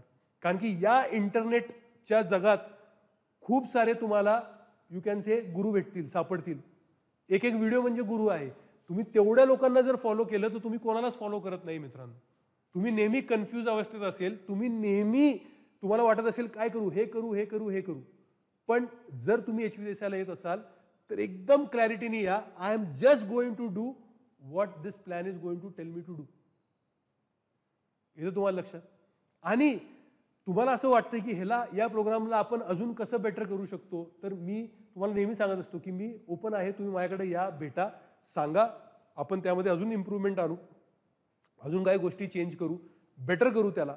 But there should always be that faith, there should always be that trust between you can say the teacher and the student. because we both have one common aim, one common goal. And what is that one common aim and one common goal? की आपल्या सर्वांचा result आला पाहिजे. तुम्ही जर यशस्वी झाले नाही, तुमचा जर रिझल्ट आला नाही, तर या पूर्ण इमारतीचा काहीच फायदा नाही, या पूर्ण ऍक्टिव्हिटीचा काहीच फायदा नाही. आलं तुम्हाला लक्षात? तर तुम्ही नेहमी ओपन राहा, ट्रस्ट ठेवा, कॉन्फिडन्स ठेवा आणि जे तुम्हाला वाटतंय ते येऊन बिंदास आमच्याशी शेअर करा, so that we can make it better. And या डिस्क्रिप्टिव्ह पॅटर्नमध्ये आपलं जे एम आहे, गोल आहे की no trial and error, right? Vineet sir नेहमी म्हणत असतं ना शब्द, नो ट्रायल अँड एरर. आपल्याला डायरेक्टली काय आणायचं आहे? सक्सेस आणायचं आहे. कारण की डिस्क्रिप्टिव्हमध्ये जर कोणी बाप आहे तर आपण आहे, आपल्याला ह्याच्याबद्दल कॉन्फिडन्स आहे. येतं तुम्हाला लक्षात? तर तुम्ही पहिलं पाऊल घ्या, प्रिलिम्स क्लिअर करा. विनीत सर तुमच्याबरोबर आहेत, राईट? सिरियली त्यांनी प्रिलिम्स क्लिअर केलेले आहेत. राज्यसेवात 7वा रँक आहे. You can take that experience from him, that how to clear that prelims, what all we can do. He will be available for you, right? And then you can say, let us have that, you can say audacity की first attempt मध्ये आपण men's एकदम flying कलर्सनी pass करणार आहोत. आता तुमचे काही प्रश्न असतील तर आपण त्यासाठी हा जो फोरम आहे तो ओपन करणार आहोत. कुठल्याही शिक्षकाला तुम्ही प्रश्न विचारू शकतात. जर तुमचे काही प्रश्न नसतील, राईट, तर तुमचा वेळ आमच्यापेक्षा जास्ती मौल्यवान आहे. आम्ही जास्त तुमचा वेळ घेणार नाही आणि आपण आपल्या कामाला लागू पुढच्या म्हणजे आता येत्या सोमवारपासून. सोशलॉजी ऑप्शनलला मी तुम्हाला सांगितलं मित्रांनो की तुम्ही पुस्तकावरती निर्भर राहू नका. तुम्हाला नोट्स भेटणार आहेत, येतं लक्षात? तेवढे नोट्स मोर दॅन सफिशियंट असणार आहेत सोशलॉजीसाठी. मोर दॅन सफिशियंट म्हणजे जेवढा सिलेबस आहे त्या पलीकडे जाऊन ते नोट्स बनवले गेलेले आहेत. एवढे होलिस्टिक नोट्स आहेत. तुम्ही जेव्हा आज तुमचं सोशलॉजीला पहिले लेक्चर झालेले आहेत, जसे जसे तुम्ही पुढे लेक्चरला जाणार सोशलॉजीला, तुम्हाला हे नोट्सच कव्हर करायला खूप जड जाईल मित्रांनो. एवढे जास्ती नोट्स आहेत ते, इथे तुम्हाला लक्षात? त्या नोट्समधनं मी तुम्हाला टार्गेट दिलेलं आहे. तुम्हाला 100-150 पानांमध्ये तुमचे हँड रिटन नोट्स काढायचे आहेत. तेच एवढे व्यापक आहेत, बरोबर आहे? तर तुम्हाला पुस्तकाची 100% गरज नाही. हे ट्रस्ट करा माझ्यावरती, बिलकुल तुम्हाला गरज लागणार नाही. जसं की मी मगाशी सांगितलं की PYQ अनालिसिसच्या संदर्भामध्ये माझं म्हणणं आहे की फुल लेंथ पेपर, रिझन मार्कांचं तुम्हाला काय होतं, रिलेटिव्ह डिस्ट्रीब्युशन समजतं. आणि सगळ्यात महत्त्वाचं की तुम्हाला PYQ जे आहेत ते सर्व वर्षांचे बघितले पाहिजे. म्हणजे असं होणार नाही की प्रिलिम्सचा 2023चा पेपर बघितला आणि मला पूर्ण एक आवाका लक्षात आला, असं होणार नाही. तुम्हाला काय करावं लागेल की पूर्ण 23, 22, 21, 20 असं मागे मागे गेलं पाहिजे. आणि एक लक्षात घ्या, अजून एक थोडीशी एक चुकीचं एक मिथ आहे की मी प्रत्येक प्रश्नाच्या ऑप्शनचा एक अभ्यास करतो. म्हणजे ते 4चे 4 ऑप्शन आहेत. मला असं वाटतं की ते तसं करण्याऐवजी तुम्ही पूर्ण ना जस्ट एक प्रश्नाचं स्वरूप बघा, त्याचा आन्सर काय आहे बघा आणि प्रश्न कुठल्या अँगलने विचारला एवढंच फक्त माहीत असू द्या. ज्यावेळी तुमचं सगळ्या वर्षांचं ज्यावेळी PYQ बघून होतील तेव्हा तुमचं ते कनेक्टिंग द डॉट्स नावाची टर्म आहे, बरोबर? की तुम्हाला समजून जातं की नाही हा प्रश्न 23ला आला होता, तसाच प्रश्न 20ला एकदा आला होता. सो थोडंसं पेशन्स ठेवा की 23पासून मागे एक 10 वर्षांचं जे आहेत MPSC, मला वाटतं की 2012पासून एक चे प्रिलिम्ससाठीचे PYQ बघितले पाहिजे.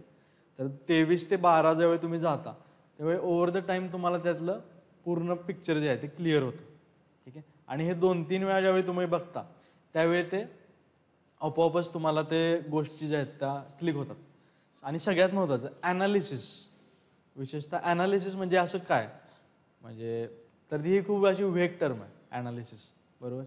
तर तुम्हाला ते ॲक्च्युली ज्यावेळी वारंवार ज्यावेळी बघता ना त्यावेळी तुम्हाला त्यातले छोटे छोटे नुआन्सेस समजतात, छोटे छोटे घटक समजतात, जे की मी तुम्हाला असं म्हणजे आता ह्या एकदम एका आन्सरमध्ये सगळं नाही सांगू शकणार, पण ते तुम्हाला ॲटोमॅटिकली क्लिक होतं. त्याचं मग ते ॲनालिसिस असतं. म्हणजे तुम्हाला एकच, मी आता 23चा पेपर बघितला आहे आणि मला फार काही गोष्टी समजल्या नाहीत, तर हा अप्रोच चुकीचा. पूर्ण एक 10-12 वर्षांचे सगळे पेपर्स बघा, तुम्हाला ॲटोमॅटिकली गोष्टी क्लिक होतील. आणि स्वतः डोकं लावा, म्हणजे कुठलं तरी एक मार्केटमधलं ॲनालिसिसचं बुक घेतलं आहे, मग ते कसं तुम्हाला रेडीमेड भेटतं, पण तुम्हाला समजलं पाहिजे. स्वतः एफर्ट घ्या की हा प्रश्न कुठल्या सिलेबसच्या पॉईंटवरून आला आहे, ओके? मग तुम्हाला ते ओव्हर द टाईम सगळ्या गोष्टी ज्या आहेत ना तर त्या होतील. फक्त म्हणजे असं पेशन्स ठेवा. फक्त एक 10-12 वर्षांचे पेपर बघितल्यावर मला सगळं पिक्चर क्लिअर होईल एवढं ठेवा.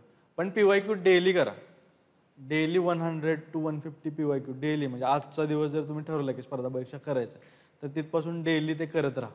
ओके, म्हणजे इथं होईलच, पण तुम्ही वैयक्तिक लेवलला काय केलं पाहिजे टेस्ट, म्हणजे आता 100 प्रश्न आहेत तर तुम्ही माझे प्रश्न चुकलेत कुठले, ओके, आणि ते चुकलेल्यांमध्ये सिलेबसच्या पॉईंट वाईज कुठले चुकलेत. आता पॉलिटीचं घेतला तर माझे फंडामेंटल राईटमधले चुकलेत का पार्लमेंटमधले चुकलेत.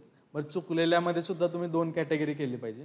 एक तर असते की सिलेबस, म्हणजे एक असतो की म्हणजे तुम्ही अभ्यास केलाय आणि तरी चुकलाय, म्हणजे तो कंटेंट माझं वाचून झालाय आणि तरी सिली मिस्टेक केलं एक्झाम हॉलमध्ये. मला माहीत होतं 2 आहे पण गडबडीत 3 लिहिलं, किंवा प्रश्न चुकीच्या पद्धतीनं वाचला, अशा सिम्पल मिस्टेक एक झाल्या तर त्या व्हायला नाही पाहिजे. ओके, आणि दुसरी गोष्ट असते की नाही हा प्रश्न म्हणजे विदिन माय नॉलेज कपॅसिटीच नव्हता. ओके, आणि हा प्रश्न कुणालाच सुटलेला नाही. तर असं दोन्ही सेग्रिगेट तुम्ही तुमच्या इंडिव्हिज्युअल लेवलला पण केलं पाहिजे तुमचं प्रत्येक. तुम्हाला समजेल की माझं वीक एरिया कुठला आहे, माझे मिस्टेक्स कुठल्या होतात. ओके, सिले मिस्टेक्स होत आहेत, वाचनात मिस्टेक होते, तर मग ते तुम्हाला समजेल. ओके, म्हणजे इथं होईलच, पण इंडिव्हिज्युअल लेवलला तुम्ही असं केलं पाहिजे. आणि काय डाऊट आणखी कुणाकडे डाऊट आहेत विचारा. खरं थोडंसं ओपन अप होण्याचा प्रयत्न करा. तुमच्या मनात असतील तर खरं खरं विचारा. खरं तर डाऊट म्हणण्यापेक्षा सर्वांना हाच आहे की सर मला प्रिलिमिनरी पास व्हायचं आहे. काही लोक तुमच्याकडे प्रिलिमिनरी पास करून आहेत, बरोबर आहे. तर मी विनीत सर असतील, अपनान मॅडम असतील, मी आउटबीट न जाता डायरेक्ट सांगेल की तुमच्या मनातल्या बऱ्याच प्रश्नांचं उत्तर त्यामध्ये आहे. तो विषयच तसा मी त्यांच्याकडे मांडणार आहे की अपनान मॅडमनी लास्ट मेन्स दिलेली आहे, सरांनी दिलेली आहे. एक अपनान मॅडमलाही सांगेल की त्यांनी 5 मिनिटामध्ये तुम्ही प्रिलिमिनरीचा अप्रोच कसा ठेवला होता.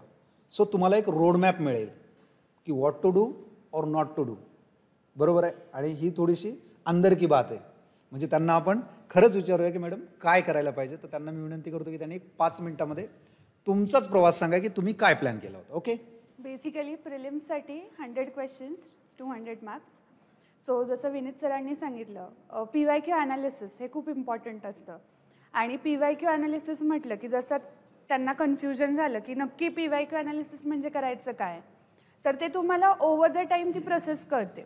आज मी बसून सांगितलं की 100 प्रश्न वाचा आणि 100 प्रश्न वाचून शोधा कुठून आलेत ते प्रश्न, त्याला ॲनालिसिस नाही म्हणत.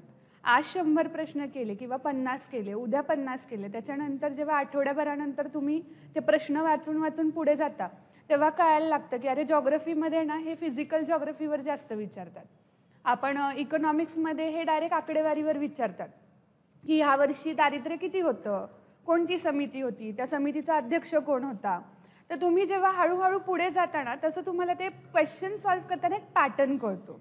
आणि पॅटर्न कळायला लागला की जो कॉन्टेंट आपण वाचतोय त्या कॉन्टेंटमधनं काय हायलाईट करायचं आणि काय घ्यायचं ते कळतं. ह्याला PYQ ॲनालिसिस म्हणतात. So this is not 1 day process, ती ग्रॅज्युअल प्रोसेस आहे, त्याला वेळ लागतो, त्याला तेवढं पेशन्स ठेवावा लागतो. प्रिलिम्सला सर्वात पहिले आपला कंटेंट रेडी पाहिजे, तुमचं बेसिक्स क्लिअर पाहिजे, राईट. दुसरी गोष्ट की PYQ, की मागचे प्रश्न कसे विचारले आहेत. म्हणजे आम्ही सर्वात जास्त भर जर कशाला देतो तर PYQलाच देतो, कारण की तिकडूनच तुम्हाला पुढचं क्वेश्चन कसा फ्रेम होईल ते तुम्हाला तिकडून कळतं.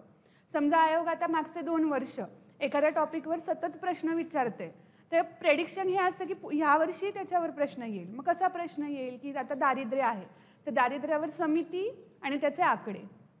त्यानंतर समजा दुसरा कुठला तरी टॉपिक असेल, पब्लिक फायनान्स असेल, तर पब्लिक फायनान्समध्ये त्यांचं ठरलेलं असतं की tax, non tax, revenue expenditure, capital expenditure ह्यामधला फरक. सायन्समध्ये आलं की त्यांचे ठरलेले आहेत की बायोलॉजीवर 8 क्वेश्चन्स, फिजिक्सवर 4 क्वेश्चन्स, केमिस्ट्रीवर 4 क्वेश्चन्स, असा त्यांचा पॅटर्न फिक्स आहे. सो पहिलं PYQ ॲनालिसिस, त्यानंतर आपण मागचे क्वेश्चन पेपर्स बघतो. म्हणजे PYQ ॲनालिसिस आपण बुकमधनं करतो आणि जेव्हा आपण पूर्ण क्वेश्चन पेपर बघतो त्यामधनं आपल्या क्वेश्चनचं डिस्ट्रीब्युशन, पॅटर्न हे कळतं. आणि मग आपण आपला कंटेंट किती चांगल्या पद्धतीने अप्लाय करता येतोय का हे आपण कुठून जज करतो, टेस्ट सिरीजमधनं. मग जेव्हा आपण टेस्ट देतो तेव्हा 100 क्वेश्चन्स आपल्याला 2 तासामध्ये मॅनेज होत आहेत का, आपला कुठला सेक्शन वीक राहतोय, म्हणजे माझा पॉलिटी वीक राहतोय का, इकॉनॉमिक्स वीक राहतोय, मग मी कुठल्या सेक्शनवर वर्क केलं पाहिजे, मी ऑप्शन्समध्ये कन्फ्यूज होतीये का, 4 ऑप्शनमध्ये एलिमिनेट करता येते का. ह्या सगळ्या टेक्निक आपण हळूहळू शिकतो आणि ह्या टेक्निकचंच ॲप्लिकेशन तुम्हाला त्या D-Dayला 2 तासामध्ये करायचं असतं. म्हणजे प्रिलिम्स क्लिअर करणं ही खूप काही अशी मोठी अवघड गोष्ट नाही आहे. फक्त तुम्हाला पेपरचा पॅटर्न कळला पाहिजे आणि कुठे रिस्क घ्यायची, कुठे तुक्के मारायचे आणि कुठे ॲक्च्युअल नॉलेज अप्लाय करायचं हे तुम्हाला कळलं पाहिजे. ते तुम्हाला आम्ही ओव्हर द लेक्चर्समध्ये तुम्हाला गाईड करू. जर मला आरंभ लावायचा असेल तर फीस किती आहे, तर एक लक्षात घ्या की आपल्याला पूर्वपरीक्षा क्लिअर होण्याचा सगळ्यात मोठा टास्क आहे, म्हणून त्याला फीज आपण एकदम नॉमिनल ठेवलेली आहे. एवढा सगळा तुमचा जो कोर्स आहे, त्यामुळे तुम्हाला अभ्यासिका आहे, त्यामुळे तुम्हाला टेस्ट सिरीज, सगळ्या या गोष्टी आहेत प्रिलिम्ससाठी जे विद्यार्थी येत आहेत त्यांना, बरोबर आहे. तर पूर्ण अभ्यासाला लागा, मेहनत करा आणि आपल्या या HU देसाई स्पर्धा परीक्षा केंद्रामधलं इकोसिस्टीम एन्व्हायरमेंट जपण्याचं काम तुमचं असणार आहे. तर तुम्ही तुमच्या बिहेवियरमधनं राईट बाकीच्यांसाठी रोल मॉडेल बना असं मी तुम्हाला सांगू इच्छितो. तुमचा एक बेंचमार्क झाला पाहिजे, तुमचं पुढे एक उदाहरण बनलं पाहिजे की बाबा ही मुलगी, हा मुलगा ह्यांनी एवढाच जबरदस्त अभ्यास केला, पहिल्या अटेम्प्टमध्ये तो किंवा ती क्लिअर झालेली होती. 10-10, 12-12 तास अभ्यास तुम्ही करा, हेच मी तुम्हाला सांगू इच्छितो. Because consistency is the name of the game. चलो, थँक्यू एव्हरीवन.